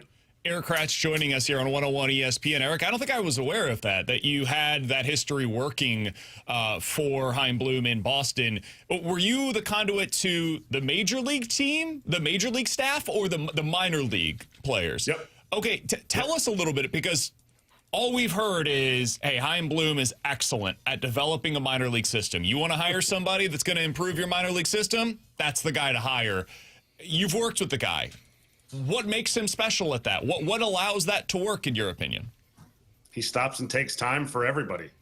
He might not agree with what you're saying. He might not agree with the final outcome of like, oh, yeah, you're like saying this about us. Okay, well, I think you're wrong. He might not agree with you, but he's going to glean something that will help the organization. The best example that I give is I had zero coaching experience. I worked for him in 2021, and I was really working with the minor league player development coordinator. And so it wasn't that like Chaim was like my direct boss or anything, but he was everybody's boss. And he would stop. We had a conversation for 45 minutes. He was asking me what I saw in the minor leagues, what I heard from the coaches. I took a couple of the coaches from the minor leagues out to lunch. We went golfing and just conversating like with those guys, where if Chaim is this micromanager, if he's like, oh, I got to take care of every little thing, you're never going to get anything done. But he's okay listening to people he respects, listening to how they see things and how they've been around. For myself, I was fortunate. I saw 14 different organizations from 7 years to 2 days, and I saw how different organizations worked. And ultimately, the best ones, when people ask me like, ooh, what do the best organizations do? They listen. They don't have this hierarchy of like, you need to listen to me, like you be my subordinate. And they just allow a lot of ideas to come to the table, and then they take the ones that could work and they try to run with it. And when it doesn't work, then they put it aside. But they don't go, well, that's dumb. We've done this for 10 years. We're not going to do that. Or this is going to cost us so much money. Like so many people want to make like assumptions about minor league development. Minor league development is about the person. Minor league development is about the coaches. And it's not about how you're like, ooh, wow, they've drafted it at first, they had the first pick. Well, duh. Yeah, anybody can pick Paul Skeens as the first guy. Like, you don't screw up a first pick unless the owner gets in the way and goes, we don't want to pay full price for the first pick. That's how you screw up a first pick. Minor league development guys don't screw up first picks. Like, that's not where your value is. Look at the Dodgers. The Dodgers have, and people don't want to hear the Dodgers, blah, blah, blah. They have never picked early in the draft because in the last 10, 12 years. And you know what? They're still churning out one of the best minor league systems in the game. And it's because of how you treat the players. And that starts, you could say it starts with the GM in Chaim Bloom, or you could say it ends with the players, but it ultimately always ends with the players. And the people that directly connect with them every day need to be supported with salaries. They need to be supported with facilities, and they need to be supported with people above them that they answer to that are supportive, not just like, well, why are you doing it this way? This is how we used to do it when Chris Carpenter was in the big leagues, when Adam Wainwright was in the big leagues, when Yadier Molina was in the big leagues. And Chaim Bloom's not that way. He's very much like, okay, I hear where you're coming from, but this is how, we want to see the best for each of the players, and that's where he excels. And that's why the Red Sox, to me, are in the situation that they're in. With that lineage that you just painted there, Erik, the guy in the middle of that is their manager, Ali Marmol. We've had plenty of conversations with him. I know you guys talked to him as well. Some in St. Louis were up in arms when they saw a contract extension for Ali Marmol, but it sure seems like the way you describe it and the way we've talked with him, this is the perfect guy you want around a young group that's rebuilding. Oh, absolutely. I mean, and it's not just Ali. It's Descalso.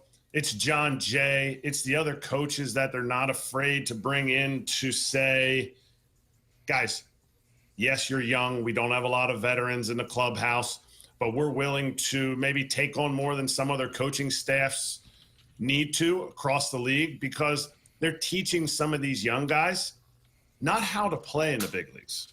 They're teaching them how to act as big leaguers, and then they go out and they impact the rest of the roster. I guess it's the old adage of give a man a fish, he eats for a day, teach a man to fish, and he eats for a lifetime. It's the same thing, and I think that's what Ali does a really, really good job of. And I know that those conversations were not just, Ali, you've been here, so we're going to keep you around as the manager. That's cool. That's a good idea. No, it's a concerted effort. It's a conversation of that takes more than just one sit down. It's a conversation that, you know what, I see how you handle this. I see the connections that you have with this player. I see how, you're a good intermediary and you handle tough times, because they're going to have tough times. And you have to be real with it. And I don't think he would have given Ali that extension had Chaim not seen him as somebody who's like, okay, he's going to be real in every situation. And these players trust him, which is huge. All right, Erik, we'll get you out of here on this. Cardinals, you mentioned it earlier. Mason Wynn, probably their best player right now. Just overall, you incorporate defense, offense, everything he brings to the table. I would agree with you on that. Is there another Cardinal that you're most excited to watch in 2026? I mean, Michael McGreevy showed me things.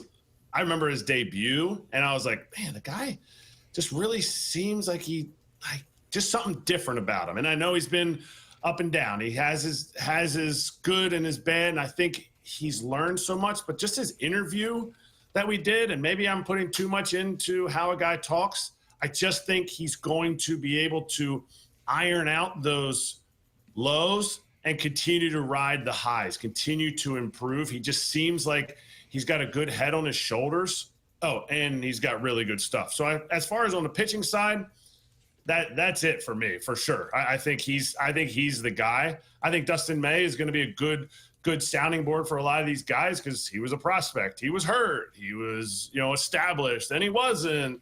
So I think that'll be huge, but as far as like the young guys, every year in and year out, this guy's name has been there, and it's time now. Like, it's time. Everyone's going to say it. Jordan Walker. You know why it's time? Because there might not be much time left over. Sometimes as a prospect, you don't ever see the end. As a prospect, it's like, I can't do wrong. He was hitting back, a couple years ago, he was hitting 270, 280 in the big leagues. They sent him down. It was like, whoa, well, that sucks. What do you want me to do? Oh, you want me to elevate the ball more? Well, did he? No. Did he have a bad year last year? Yes. But you know what? Some of the times when guys play their best, it's when their back is up against the wall and they have no choice but to be who they are, because at the end of the day, if you're always trying to please other people, you're cooked. And so this is the year where Jordan Walker says, I'm going to be me, and he's going to take it on his own shoulders. By the way, they're massive shoulders.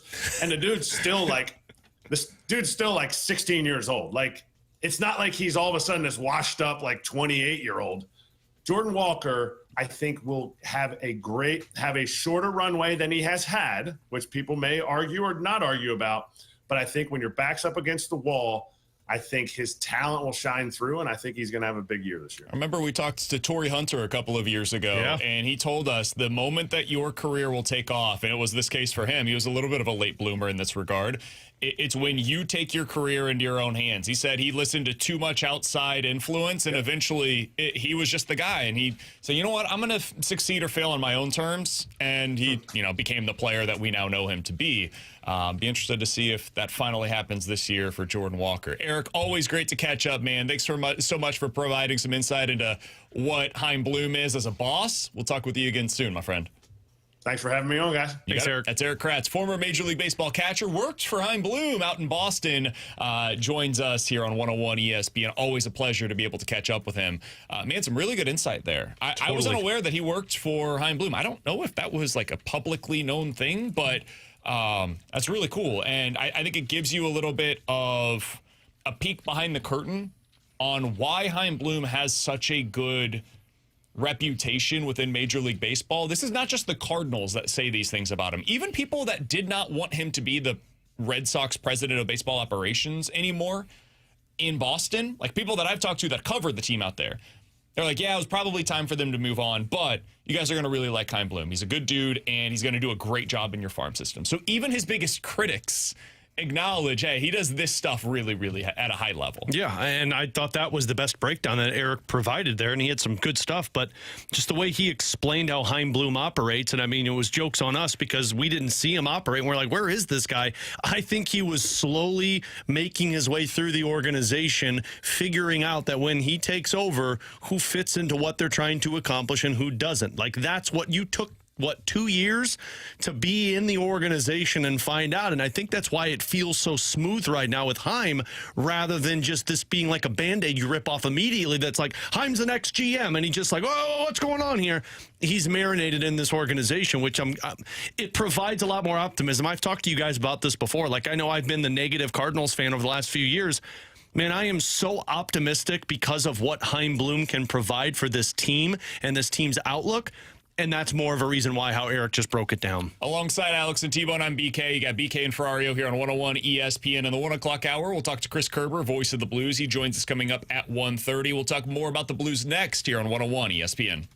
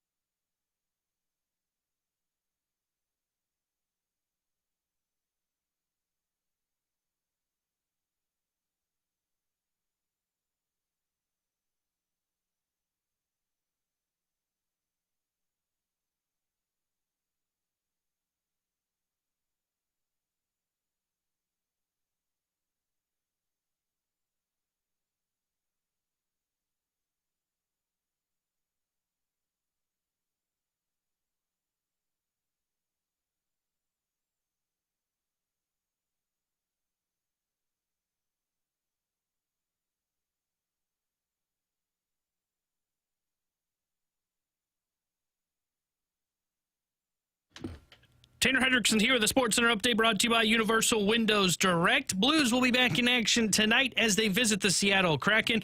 We'll have pregame coverage starting at 8 o'clock with Alex Ferrario. Puck drop at 9 o'clock with Chris Kerber and Joey Vitale. The Sports Center update was brought to you by Universal Windows Direct.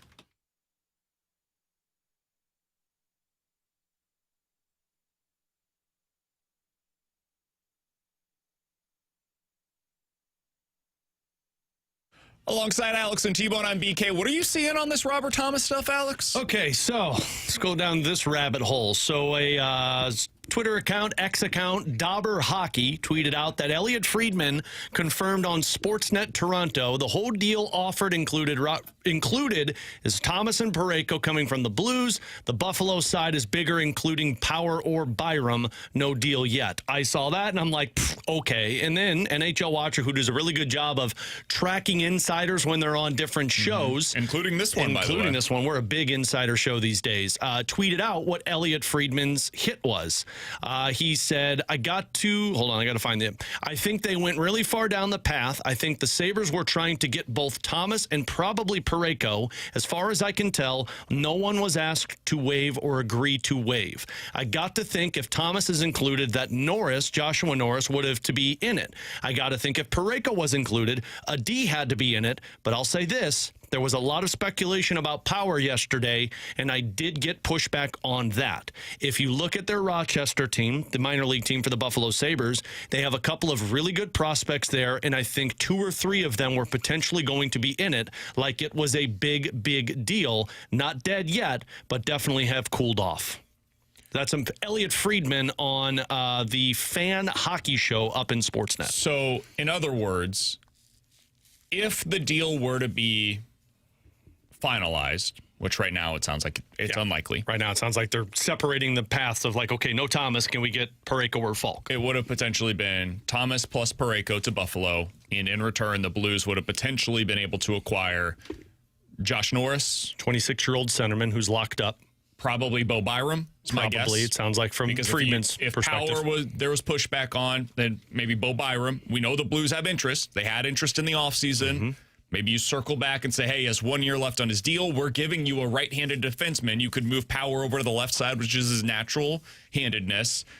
You could have Power and Parayko as your second pair defensively, which is pretty freaking good. So jealous of that. Can we give you Falk and get Power and then back? A bunch of prospects capital. Yeah, probably the Helenius, who's the 19th overall pick, a top centerman. They got a couple of other guys down in the minor league system. Noah Ostlund, the one that I forget who brought it up yesterday with us, but he was the Swedish forward that I should have thought of originally. So, yeah, it sounds like this was a very massive deal that tough to accomplish by Friday. If it doesn't get accomplished, I would imagine this starts the conversation in the offseason. How do you feel about a headliner?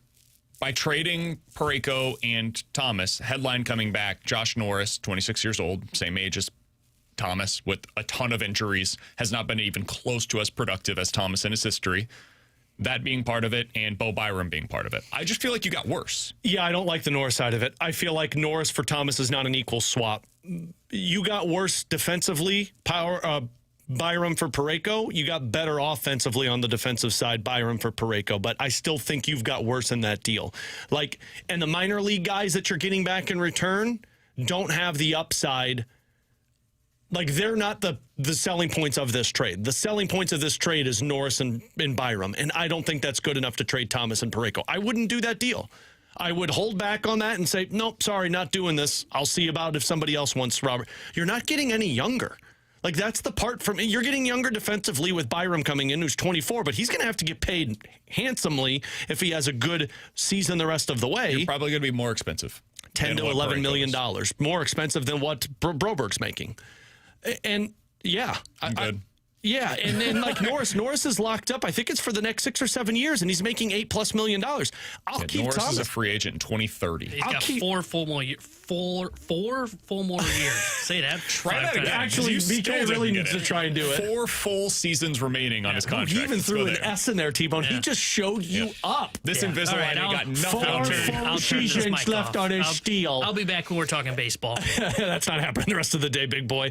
I wouldn't do that deal. That deal does not make you better, in my opinion. I will hold out. I'll see if somebody else ponies up and pays me younger players for Robert Thomas, and Parayko can be a separate move. Norris is interesting, man. He's really talented. He could be as talented as he wants. I haven't seen him play in 82 games this season yet on 2 different teams. And you're 26. It's not like you're going to get younger with those bones. Most games that he's ever played in an NHL season is 66 in 2022. Other than that, never played more than 60. Yeah. No way. Injuries are real. And in a per 82 game season, like if you're just pacing it out, 30 goal score consistently, like that's his pace, and 60 points ish per season. Yeah. And so he's got talent. That's great, but you can't stay healthy, man. And I'm not going to trade Robert Thomas for that. 60 points, 30 goals is awesome for a guy that can't play versus a guy that has been, although he's dealt with injuries, has been able to play, and when he's healthy, puts up 80 to 90 points. So, no, that deal does not make you better. And frankly, if I'm the Blues, I don't make that deal. The crazy thing is it sounds like Buffalo's the one that said no. And it makes sense if Buffalo says no, because like that's too much to get rid of. Now, Norris. You think? I actually disagree. I'd do that if I'm them. I'm upgrading at center. I'm upgrading at defense. I think you guys are underselling. I'm locking it in long term. How much GMs look at chemistry of teams, and I know that the bigger picture is what's more important. But if you're playing this well, I don't know if teams. I'm not saying they're killing us off altogether. They're not making this deal in season. The Buffalo might go back to the table in the offseason after their season underwhelmed. I think the fear if you're Buffalo, you go in the offseason is more teams can get involved and maybe bring better packages. But I truly believe GMs look at a roster when they're playing well and say, as great as this deal is for the future, it does disrupt what we have right now. I don't think it makes sense for us to pull that trigger now. Maybe. I would argue, man, I'm getting better than Josh Norris. Like, I'm upgrading in a pretty significant way there. Mm-hmm. Significantly. I don't think you're getting significantly worse at a minimum going from Bo Byram to Colton Parayko. They clearly want Colton Parayko. They see Parayko as a prize here beyond just getting the Robert Thomas side of things. So that would suggest to me it's actually the prospects capital that they would be most weary of moving on from in this kind of a deal. Like it's giving up those guys at the NHL level plus the prospects, and that's where you get beyond your puke point. And you're like, I don't know, man. I just don't think this is the right deal for us at this time. If I'm the Blues, I would be the one that's saying, hold on here. Let's wait up. Let's see what else is available for us, see what else is out there. If we're going to make a deal like this with NHL roster players coming back, let's see who becomes available if we have this kind of a deal in the offseason. I don't know that, for me at least, Byram plus Norris wouldn't necessarily be the ones that I'm all that interested in. Frankly, if I'm the Blues, I'm not doing this move. I'm waiting to see if Utah pays me the price. If I'm making Robert Thomas trade, I'm getting younger. I'm not getting the guy that's the same age back in return. You're getting younger with Parayko, that's fine. I think you are heavily deficient on the right side now, which you don't have a lot of depth in your system, minus Jiricek for a guy that plays the left side, although Byram can play the right side. That's not a good enough deal for me to trade both of those guys, let alone one of those guys. Somebody on the text line said, guys, the inclusion of Norris would just make the cap work. Maybe the Blues could flip him. I don't think that's necessarily the case. You're not trading Thomas for a guy that you can flip. They have $7.5 million to the Buffalo Sabers at the deadline for cap space available to them. So if we're just, let's say they end up making Bo Byram available, that's almost a 1-for-1 with Colton Parayko. So you're talking about $8 million needing to be able to acquire for them, and that's the Robert Thomas deal. They could send like $2 million. They could send Jack Quinn and make the $3 million salary work. That would be enough for them to make it work for this year and beyond. I don't believe that Norris's inclusion in there would be a pure cap thing. I think that is about the Blues wanting Josh Norris. That's why you would include him over somebody like a Jack Quinn. Here's the injury history for Josh Norris. Shoulder injury, missed 15 games. Shoulder injury, missed 36 games. Shoulder injury, missed 25 games. Mid-body injury, missed 18 games. This season has missed 12 games due to a rib injury, on top of 24 games missed due to an upper body injury. No way, man. I'm not trading him. You could sit here and tell me, and then people have already put it on the Air Comfort Service text line saying Thomas is always injured. Thomas is not always injured compared to this guy who every season you can bank on him missing up to 20 games. Not doing it. I feel like this all ends with the Sabres adding Justin Falk. Like, all this flirting, and then finally it's like, all right, we'll feel like Falk. This ends with we'll give you one prospect and a first. I feel like this ends with the Sabres not making a trade by Friday, and the Sabres being like, we'll run it back with this team. I feel like they end up adding Pius Suter and Justin Falk. And the Blues get a first-round downgrade. pick and a fourth-round pick this year. Or something What like that. a wild week. Oh, Or no. first If and a third. if What's you're the trading reaction gonna Falcon be? Suter, it's going to be a first and a second, probably, and a prospect for how much these guys are getting traded. Yeah, you get a prospect. We'll have to pull audio from Buffalo Radio on the reaction from flirting with Thomas and Parayko to settling for Pius Suter and Justin Also, Falk. I think that would be a good move for I them. agree. They're actually- good But the players. moment this gets out there of like who I you're know. targeting, we know the fan base wants that guy. Now, they were think chanting his name in the arena last I night. think if you were to Thomas part, yes. I think if you were to pull up Buffalo Radio now or see fan bases, they would not be happy for Parayko over Byram. Because Byram's been awesome for them. I think they would look at that as, I'm not going to trade Byram for Parayko. I don't know, man. I think fans would not. I mean, Byram has been a point producer. He's been scoring goals. He's been eating 23 minutes a night. And I think people, the national view, we've talked a lot about it, and I have my high standards for Colton Parayko. I don't think the national view views Jordan Binnington as a top pair defenseman. I think they view Byram as a top pair defenseman. So I think Buffalo fans would actually be upset about that trade. Thomas one they'd be ecstatic about. Yeah. Especially Thomas for Norris. Like if you're telling me Thomas for Norris, I will be physically upset if they make that move, because that's the dumbest move possible if you're the Blues. I mean, we haven't mentioned the prospects capital that would be coming. I agree with you. That's not somebody that I would be targeting. I don't think that really makes a lot of sense for where the Blues are at and where they're going. But, if you're telling me they get 3 of their top prospects as well, I get the appeal. I understand how you could talk yourself into that kind of a move where you're saying, hey, Josh Norris, if not for the injuries, is 60-plus point producer. He's a legit second-line center. We could put Dvorsky at third-line center, and now we're just looking for that number 1 center. We think that this other center that we're getting in return could potentially be that, or worst-case scenario, he's another middle six center, and we could maybe use him as an asset. And then you've got a Bo Byram, who they maybe view as hey, he can be our pairing mate with Broberg long term. Those guys could play together, or he becomes your second pair defenseman for them. I get it. It's not the way I would go. Yeah, personally, I'm not doing it. I'm hoping Utah comes back to the table and talks to Thomas. Otherwise, I'm just going into the offseason and seeing if more people come to the table with it. Alongside Alex and T-Bone, I'm BK. Coming up next, Jump Drawer here on 101 ESPN.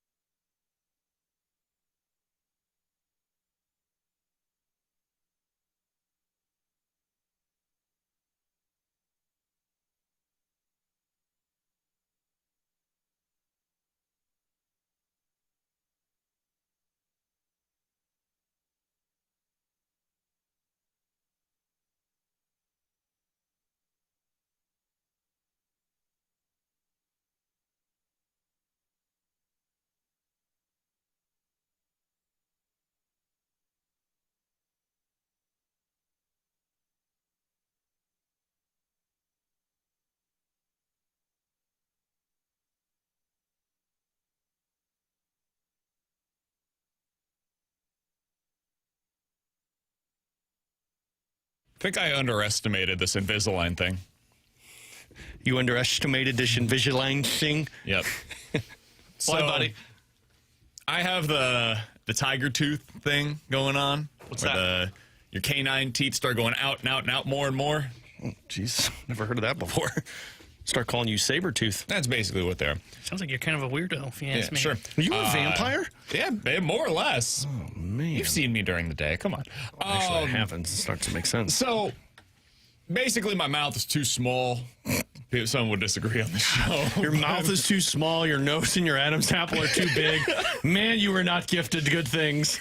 Long story short, they decided, hey, I think Invisalign would be good for you. You don't have to do it, but you can. I was like, cool, let's do it. Let's go ahead and get it corrected.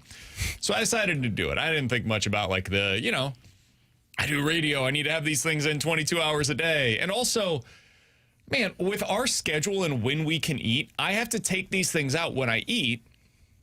But I can really only eat during a break, but I have to brush my teeth before I can put them back in. I literally can't eat anymore during our show.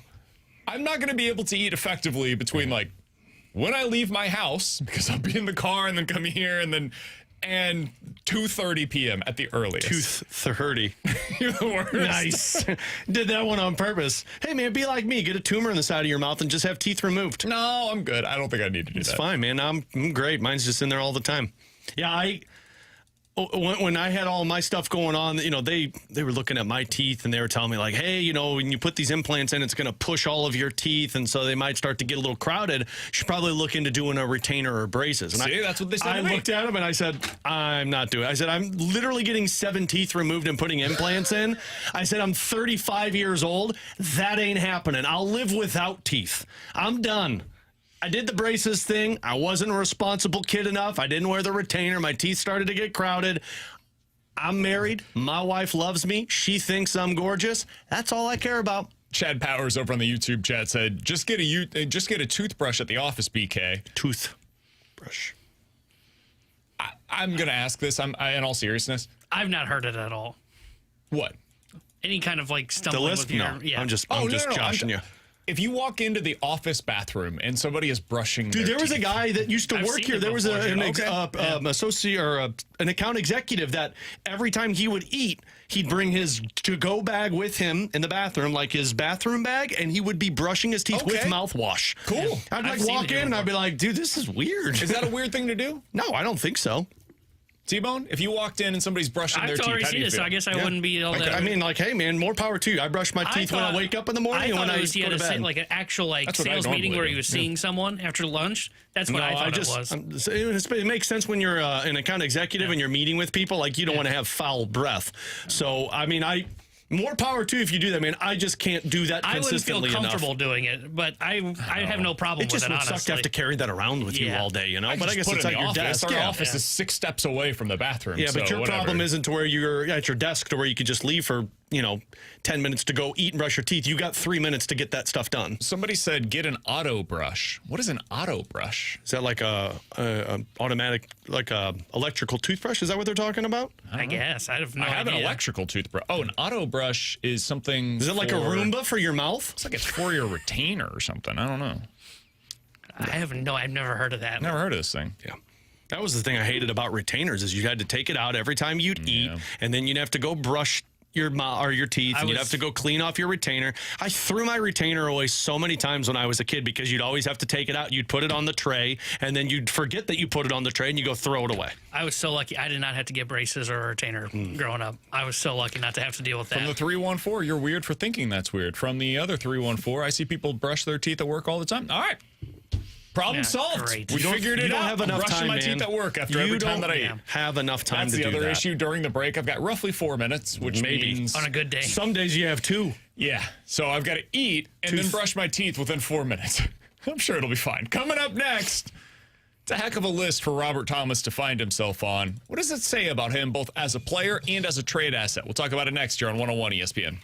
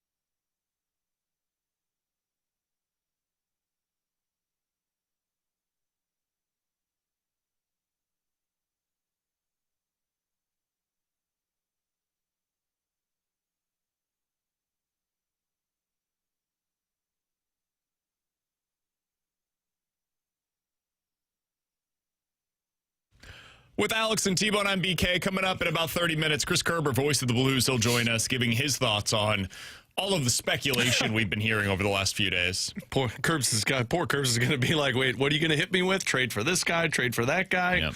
We'll get through it. We'll power through. It'll be fun. We're going to talk about Robert Thomas right now. It's 1:07. Your time check brought to you by Clarkson Jewelers, an officially licensed Rolex jeweler. Could you not find the time on the computer Correct. where it literally is every single day? That's correct. Okay. So, Alex, Robert Thomas is a good player. I think there can be some quibbles on how good. What is his level? Is he elite? Is he just very good? How many number one centers are there in the NHL? Should he be considered to be one of those legitimate number one centers in the league? All of these are fair discussions to be had. But he's a hell of a hockey player, man, and one of the best distributors in the NHL. Earlier today, I looked up because I was curious. How many players at his age or younger have as many assists as he does and have a plus-minus as good as his? So I went back over the last 15 years. Here's the entire list of players that had at least 300 assists. Robert Thomas is 312. And a plus-minus of plus 45 or better at that point in their respective careers. Robert Thomas is a plus 46 in his career. Here's the list. Robert Thomas, Sebastian Aho, Matthew Tkachuk, Marner, McDavid, Pasternak, McKinnon, Barkov, Kucherov, Kane, Crosby, Kopitar, Backstrom, Malkin, Ovechkin, Getzlaf.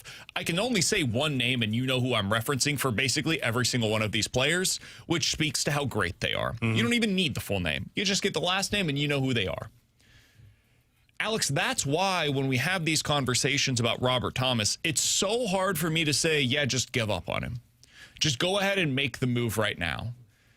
I know that a lot of those guys are different players than Robert Thomas is because, like, just as an example, Sebastian Aho, who I think we've had a lot of conversations about, that's maybe the closest thing to Robert Thomas. Well, even if you think that's the case, Sebastian Aho, prior to turning 27, had 254 career goals.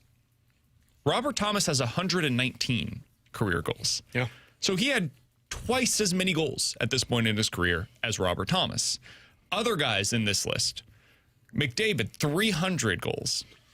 McKinnon, 242. Even Alexander Barkov, 220. Kucherov, 220. Sidney Crosby, 275. The only players in a similar spot to where Robert Thomas is are Getzlaf with 137 and Backstrom with 127. He's just not the goal scorer. And that's where this conversation becomes difficult is that going to change? And if not, he is completely reliant upon the players that are with him on his top line to be able to maximize his God-given gift as a distributor. Are the Blues going to be able to be the team that provides that for him? And if you feel like the answer is no, then now is probably the time to maximize the return. The reason why I've argued don't do that is because I think they still could be, and that number 2 overall pick, that might be the place where you can get the necessary winger for Robert Thomas to maximize his potential. And just basing it off of this draft, as much as McKenna and Stenberg are incredible players, both are viewed as more of playmakers than they are goal scorers. Now, can they be goal scorers? Absolutely. But like McKenna, the majority of his points in college are assists. Stenberg has scored goals at the Swedish hockey level, but he's a playmaker, at least in view. He's 5'11" as well. So, I mean, yes, you could find him in the draft. You might get another playmaker with Robert Thomas. Here's the part for me, and this is why all of the blame shouldn't be on Robert Thomas, because the blame that we're putting on Robert Thomas, frustrated with where the team's at, Kyrou and Buch haven't been putting the goal in the back of the net the way that they should be if you're playing with Robert Thomas, and they were both paid to be that guy. Both have now dropped down to probably being at best second-line wingers for you. So now you're going to Snuggerud and Carbonneau and Holloway and Neighbors to be those guys, and I don't think they were ever poised to be those players. But if you're looking to upgrade over Robert Thomas, you're looking to find a guy who can produce the same amount of points as Robert Thomas, but with more that go into the back of the net. Like the slight edge would probably go to Aho because he's a 30-goal scorer. Sure. And that's what Robert Thomas has lacked. We have talked every single offseason of, can Thomas finally become that 30-goal scorer? Because when he does, he's a 100-plus point player. He's never gotten there. I don't know if he's ever going to get there because that is his best assets. That's where he was drafted, lower in the draft. He's an incredible playmaker.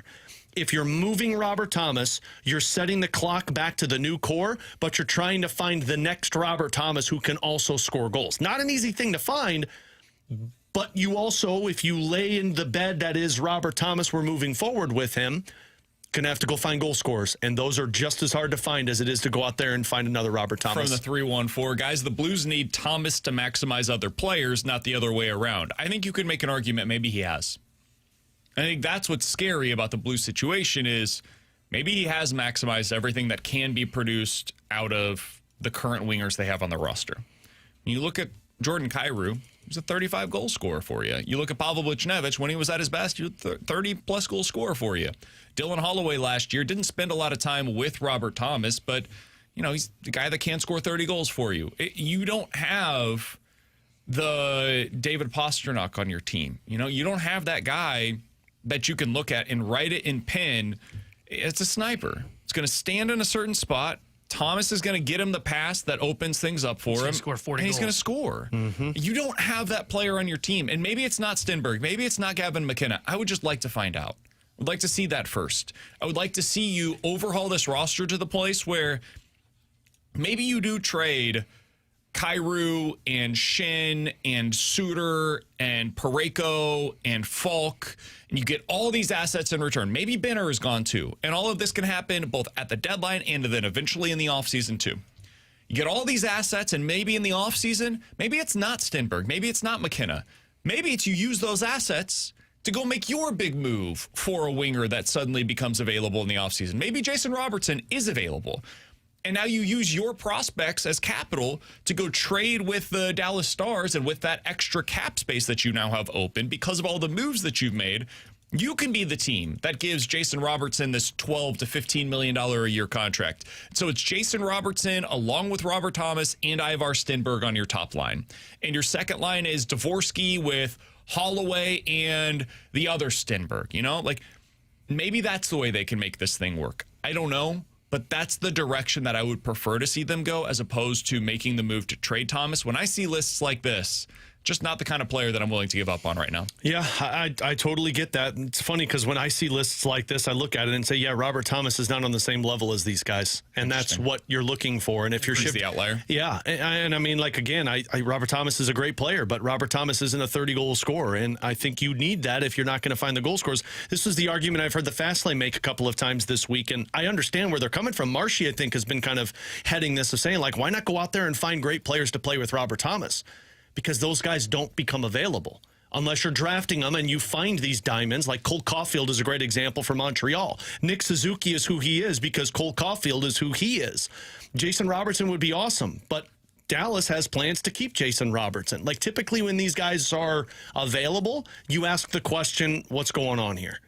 Why? Why are these guys available? Same question people are probably asking why Robert Thomas is available. They should be asking that. Exactly. I think it's a more than fair question to ask. You're either selling off your entire team to go out there and find that guy who can be the 1-2 punch with Robert Thomas, which in that sense, now you're depleted on the back end, and I don't think two guys are good enough to get you where you need to be, or you draft them and you get really lucky, which maybe you can with this 1 or 2. But then the other question you have to ask yourself, which is the factor in all of this, is if you move Kyrou and Falk and Bennington and Shen, is Robert Thomas wanting to be a part of this still? Yeah, you could tell him we're going to go out there and find that goal scorer winger, but we don't know if we're going to find him or not. We're going to try, but I'm going to sell off all of these pieces that have made us competitive. It's going to be a few years. Robert Thomas might not want to wait a few years, and you could say, well, he's under contract, so be it. Yeah, but if he's not engaged, it ruins everything on the ice. It also ruins his legacy. Yeah. I would just say, okay, you're a part of it. You're under contract, and we're going to see what this looks like. And then the offseason, prove it to him. Yeah. Show him.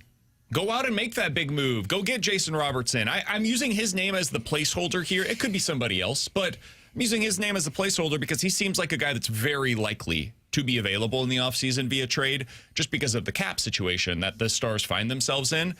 I don't know if you have the assets or will have the assets to be able to make that kind of a move. But if you're trading away Shin, Suter, Kyrou, Parayko, Falk, Benner, etc. Theory, you should. You probably should. If you don't, then you probably didn't do a good enough job in getting the return that was necessary in those deals, including first-round picks, prospects, and anything else. So I just think they'll put themselves into position to be able to have a lot of success. I mean, I'm looking at this, Alex. If you went into next year and your top line was Robertson with Thomas and Stenberg, Are you talking Ivar or Otto? Ivar. Okay.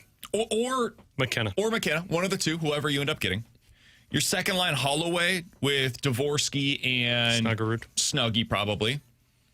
Third line, Neighbors, Booch, and Carbonneau. Or the other Stenberg brother. You know what your fourth line is because you've already got it. Now, defense is where it gets tough. I don't know what you do there. That's probably something where you're going to have to get somebody in return. Maybe it's a Bo Byram. Maybe it's a Power, whatever the case. That would probably be one of your top two defensemen along with Philip Broberg.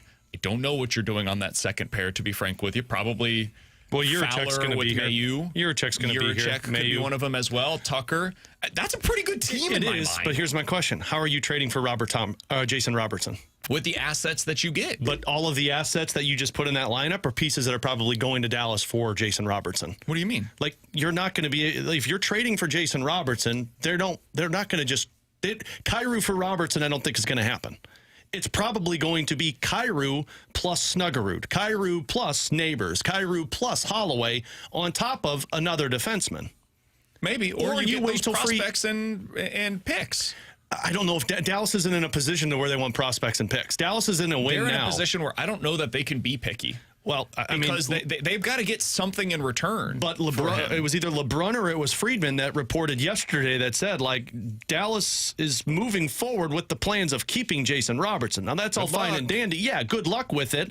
I'm sure there's some finagling that can take place, but they're not just going to give up Jason Robertson unless they're getting something that makes their team better now, because their window is right now. I don't think they can get better by trading Jason Robertson for now. I think somebody could give you something that's at least better than comes in and gives you some of what Jason Robertson has. I think Kyrou could be that guy. Maybe. I don't know. I just don't think Kyrou for Robertson is enough to get it done in Dallas's eyes. I don't think it's a 1-for-1. I think you could get Kyrou, maybe a first-round pick, add in a prospect. Probably some added picks in this as well in some of these trades. Yeah. Like, maybe you finally get a second-round pick of it from, like, Suter, for example. Maybe you could throw a second-round pick in there with, like, a mid-level prospect. And I'm using Robertson, again, as just the fill-in. It could be somebody else that I have no idea right now is available. A lot of the time this happens where we get to the... Hell, at the beginning of this year, I sure as hell wasn't going to expect Robert Thomas's name to be at the rumor mill by the trade deadline. Maybe the stuff with Brady Tkachuk is real, and he does become available in the offseason. I wouldn't expect it. But if it does, I sure as heck would like to have Robert Thomas in place as a reason why he would want to come here. You know, that's a draw to come play in St. Louis if you're Jason Robertson and to extend here, or if you're Brady Tkachuk or whoever the other winger is that could become available. Playing with Robert Thomas is a draw right now. Playing on a team where I've got Stenberg/McKenna, Holloway, Dvorsky, Neighbors, Snuggerud, Carbonneau. This has the feel of a lineup that could pretty quickly turn things around. And next year, you become this year's Buffalo. You become this year's version of the Utah Mammoth or whoever else you want to throw into the mix that is a quote-unquote surprise to make it to the playoffs, like the San Jose Sharks, whoever. I don't think they have to be that far away, but I think they are that far away if they decide to trade Robert Thomas. Like, that's the piece that changes the outlook for 2026. And if you are going to wait till the offseason, like I'm open-minded to the scenario that you lay out. Where I would somewhat disagree is there's a draw to play with Thomas. But just going through the hypothetical there, if you wait until the closer to the draft, there's two things that you get to find out in that process in the offseason. One, do we have a top 2 pick that we can draft and then put on this line with Thomas? And two, by the time you get to the draft, you know who's really available in the offseason. Like, by the time you get to the draft, you'll know if Robertson's actually available. You'll actually know if Tkachuk is available, because most of those trade guys that become available are figured out and done, and deals are done before we get to the draft, because those are the picks that are going in return. But if you get to that like a week before the draft and you go, okay, Robertson's not available, we don't see who that star is, and we lost the lottery and we fell, we'll say, to 4th, for example, right? Then you probably, if you're Army, then you can really look at it and go, boy, we really are in a tough spot. Maybe we do really need to start negotiations again for Robert Thomas. The reason that I wanted to have this conversation is not to say, like, Alex is wrong, I'm right. These are just different perspectives on the same player. And I think GMs across the league probably have differing perspectives on what Thomas is and his ability to be a legit, like, franchise centerpiece. The reason that I wanted to have this conversation is because I think point one, the first domino to fall on what 2026 looks like for the Blues, I believe centers around Robert Thomas. No pun intended with his position. He's the guy that if you trade him now, I think it alters what your outlook is for the offseason. If you trade Thomas, I don't think you get in on those conversations for Robertson, Kachuk, whoever. I think you now are planning for a multi-year retool, rebuild, whatever you want to call it. If you keep him in place, it at least keeps that option open for you.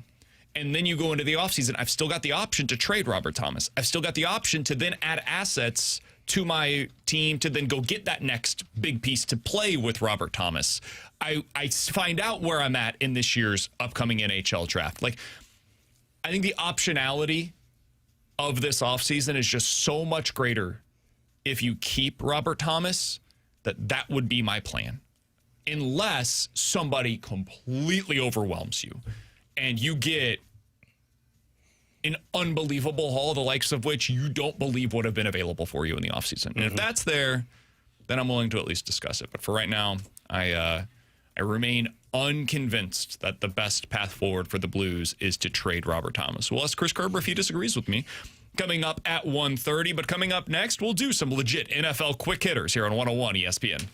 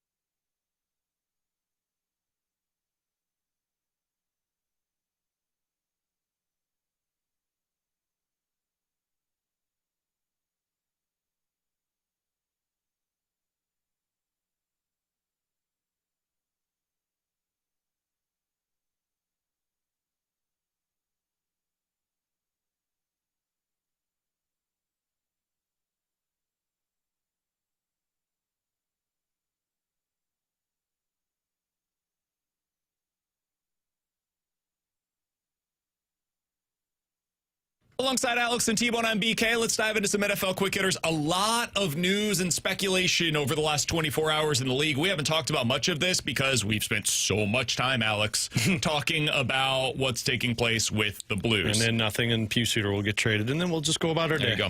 So let's start here. Big trade earlier today. We gave our quick thoughts on it. Trent McDuffie heading to the Rams. Just a boatload of picks coming in return to Kansas City. You like the deal? Who do you think ends up getting the better side of this thing? I think the Rams get the better side of it for now. I think the Chiefs get the better side of it long term. You said the Chiefs weren't going to re-sign this guy for how much he's going to get paid, and I kind of agree with it. I think you've got more holes to be filled if you're the Kansas City Chiefs. So I think the picks make a lot more sense. Plus, you're getting a first-round pick back in return. So now that's 2 that the Chiefs can go out there and try and find difference makers with. I think this was smart. I think the Chiefs take a step back this season, but overall they're in a better position. I think it's a win-win. A rare win-win trade. Both teams getting exactly what they needed. Rams get a player that can help them right now. Chiefs get a player who can, or get picks rather, that can become players that help them for the future at a cheaper rate. Yeah, I'm kind of with you. I think it's a win-win. For a team that's going all in, is it a little bit of an overpay for McDuffie? Probably. Should you give the guy $30 million? Debatable. But it's the biggest need for the LA Rams if they're going to go win a Super Bowl. And for the Chiefs, it gives them assets, which is what is important, and cap space, by the way. Kyler Murray officially released yesterday, Alex. Well, I guess technically expected to be released because you can't technically do this. He didn't realize this. He's playing COD right now. It sounds as though the Vikings are a team that's gaining some steam on him. Vikings and Falcons are the 2 teams that I've seen with the most possible connections to Kyler Murray today. Vikings. Do you like the fit for either? No, I don't. I think your best bet would probably be the Vikings, but I look at both of them. The Falcons are in a just terrible spot in general, but I look at the Vikings and be like, you should have just kept Sam Darnold. You should have just kept Sam Darnold. Instead, you said J.J. McCarthy can get us over the hump, and he's been terrible, and now you're going to be chasing your tail. I think if I'm Kyler, I probably want to go to the Vikings. 1, they got a great defense, so I know I have some protection there, and 2, I'm throwing a freaking Justin Jefferson. Yeah. I don't think he's going to thrive in any of those scenarios. I think Kyler Murray is exactly what he is, but Vikings are probably the better fit than the Falcons. I'd rather have Kyler Murray than Daniel Jones, especially given the contracts. And especially he's not coming off a torn Achilles. Yep. Which I agree with you there. And the reason I mentioned that, if I'm the Colts, I'd just pivot. I'd go sign Kyler. I know it sounds kind of crazy because you've got all of this invested into Daniel Jones. I didn't think Kyler Murray was actually going to hit the market as a free agent this offseason. They won't do this because they want long-term stability at the position, and so they'll convince themselves they can sign him to the deal the same way that the Giants did. You're signing high. You're betting on something that you see the first, 12 games of the season last year. Think he's going to just continue to be that guy. There's no history to suggest that's going to be the case. He was never that guy before. He just tore his Achilles. Good luck.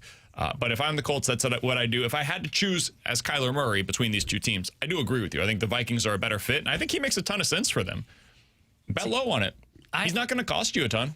I like Tua better with Minnesota than I do Kyler. Interesting. I think when you look at that system, now I agree with what you guys are saying. If I'm Kyler, I would much rather go play for O'Connell than the Atlanta Falcons. But when I look at what's been successful for the Minnesota Vikings, it's always been the pocket passers of getting the football out of their hands.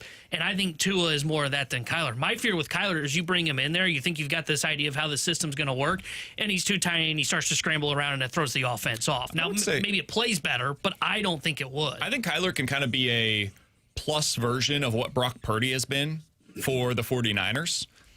He can run around a little bit, better deep ball than Brock Purdy does. Maybe not quite as accurate as Brock Purdy is, but adds more on the ground than Purdy has.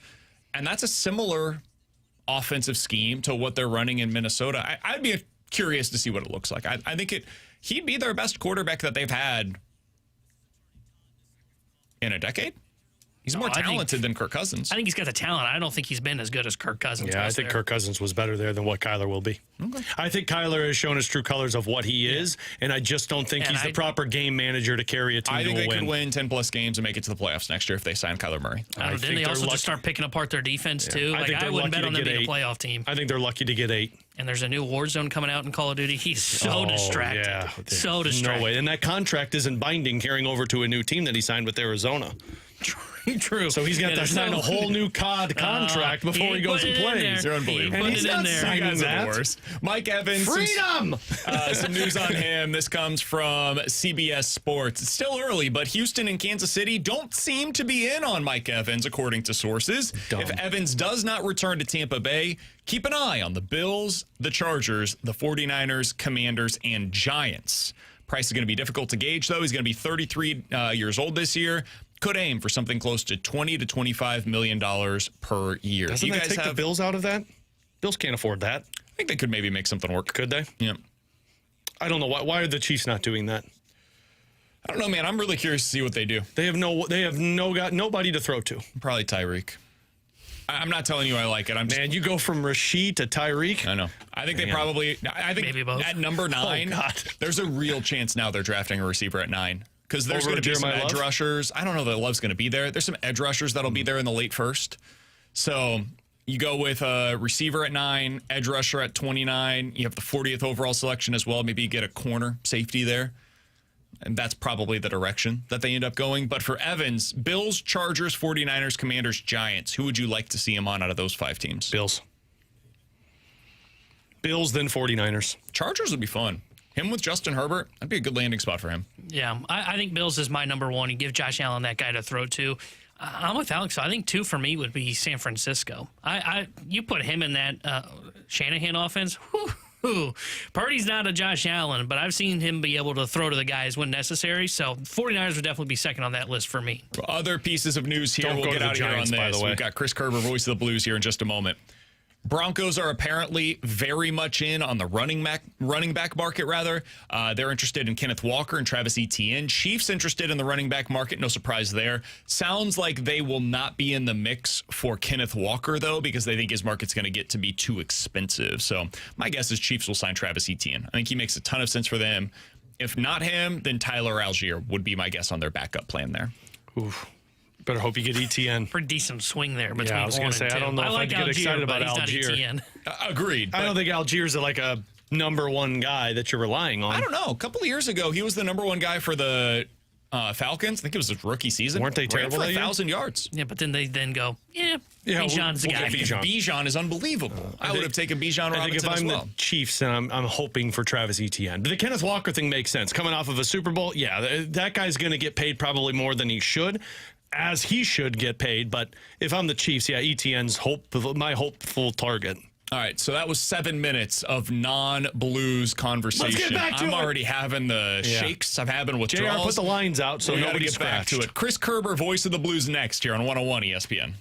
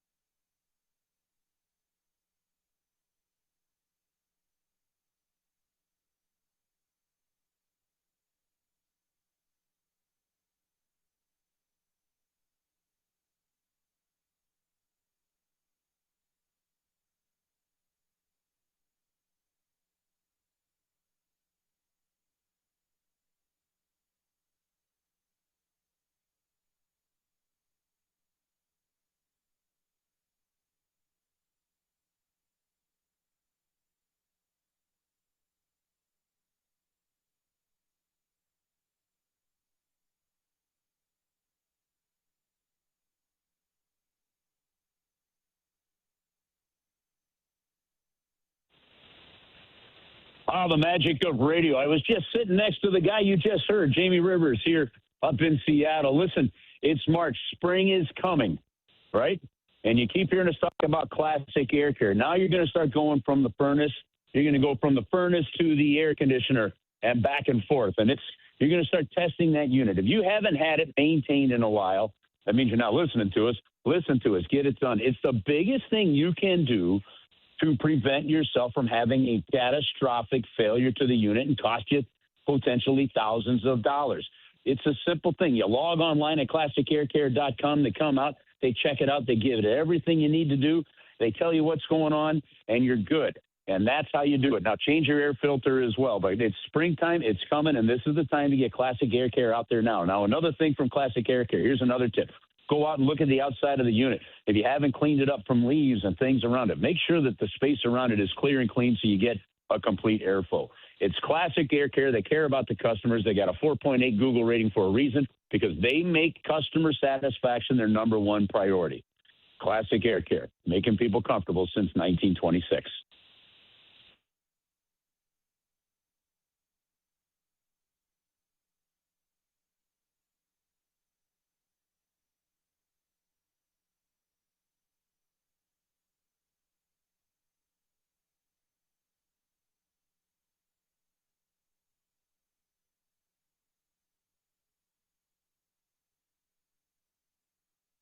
Tanner Hendrickson here with the Sports Center update, brought to you by Saliga Heating and Cooling. Blues back in action tonight as they visit the Seattle Kraken. We'll have pregame coverage starting at 8 o'clock with Alex Ferrario. Puck drop at 9 o'clock with Chris Kerber and Joey Vitale. And the voice of the Blues joins us next here on BK and Ferrario. The Sports Center update was brought to you by Saliga Heating and Cooling, a Daikin Heating and Air Conditioning dealer.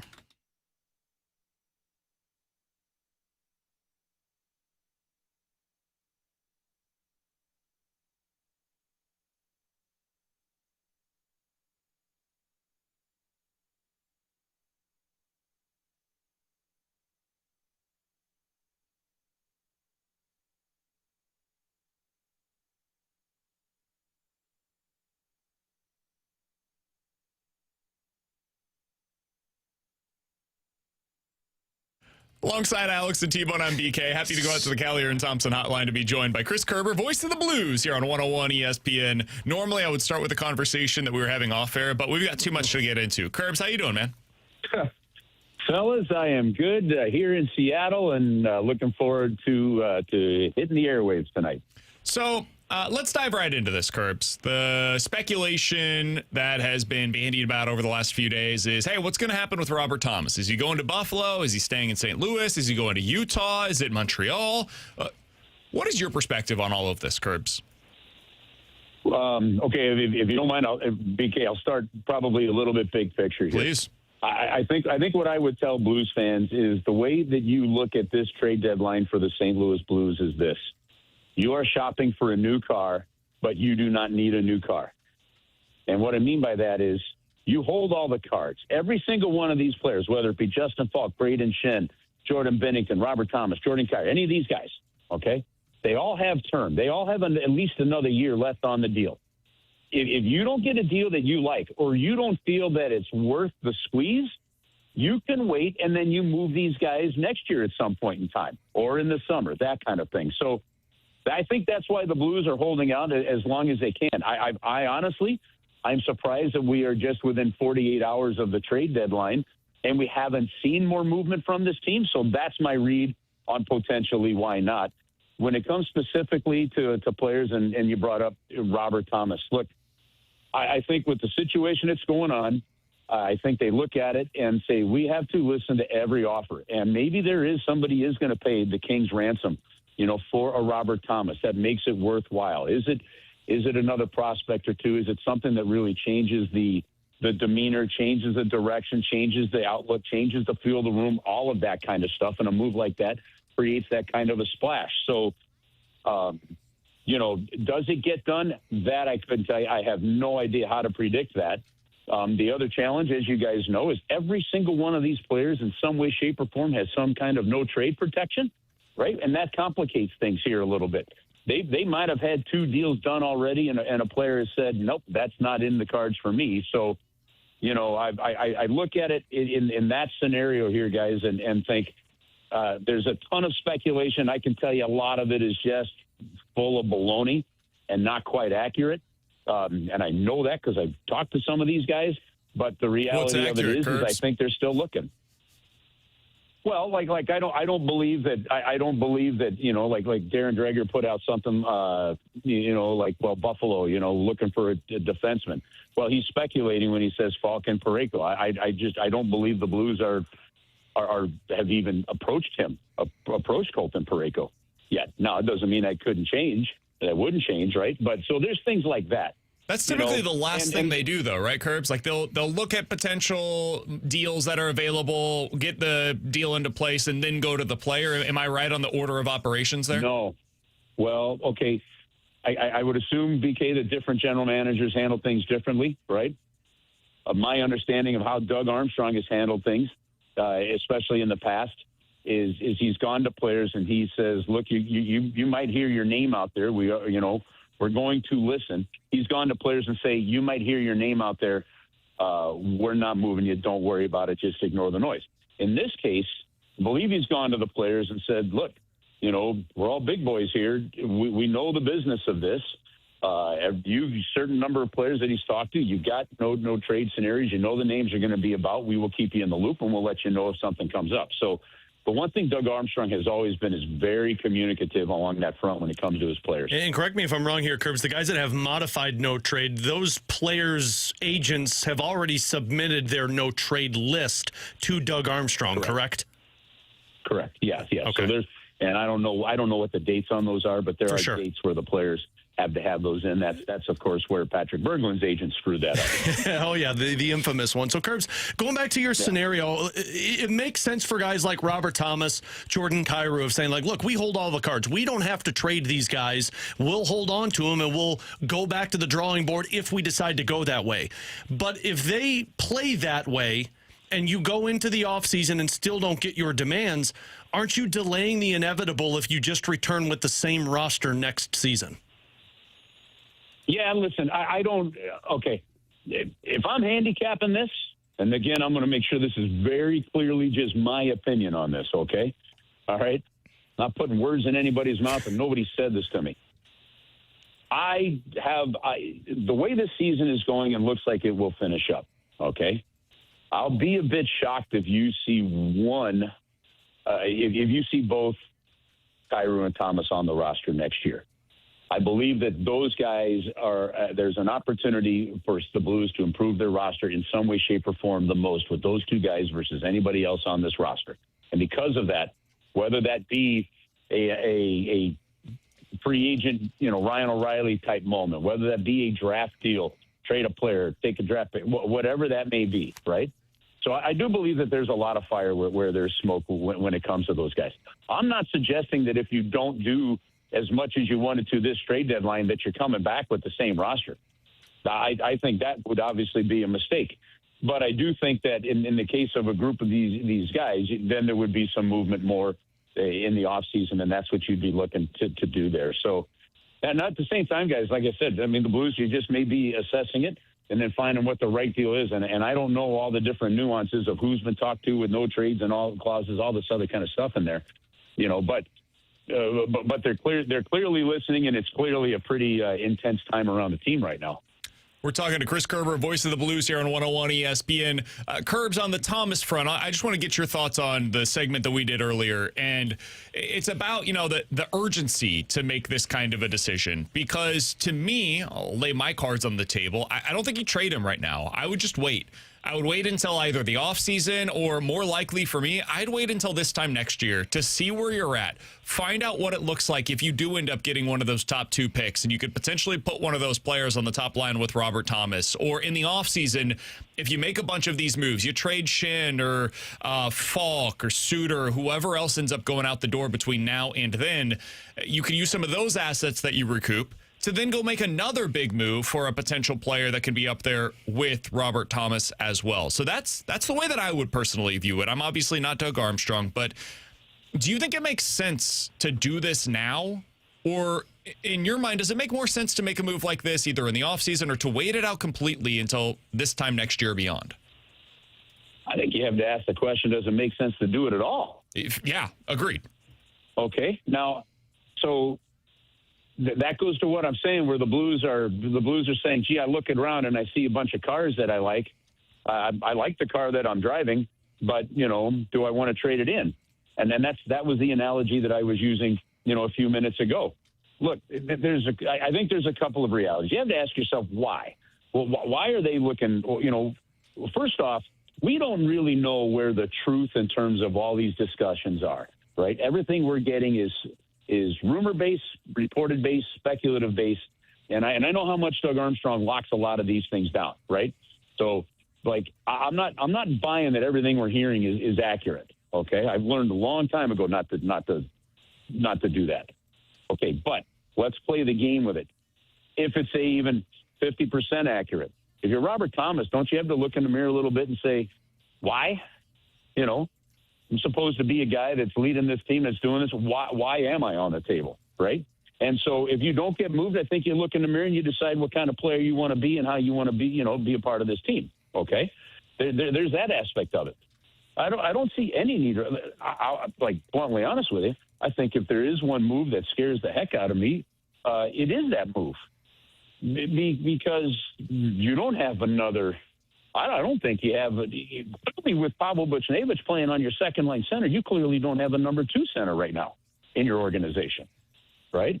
So that's why, to me, any deal that involves Robert Thomas has to be so astronomically loaded and high because of what that means for your organization. You don't have anybody else other than Braden Shen that's going to win you 53, 54, 55% of faceoffs, right? Those are so key late in games, right? This is a guy that's put up the last 2 seasons on tough teams, 80 points in back-to-back seasons, okay?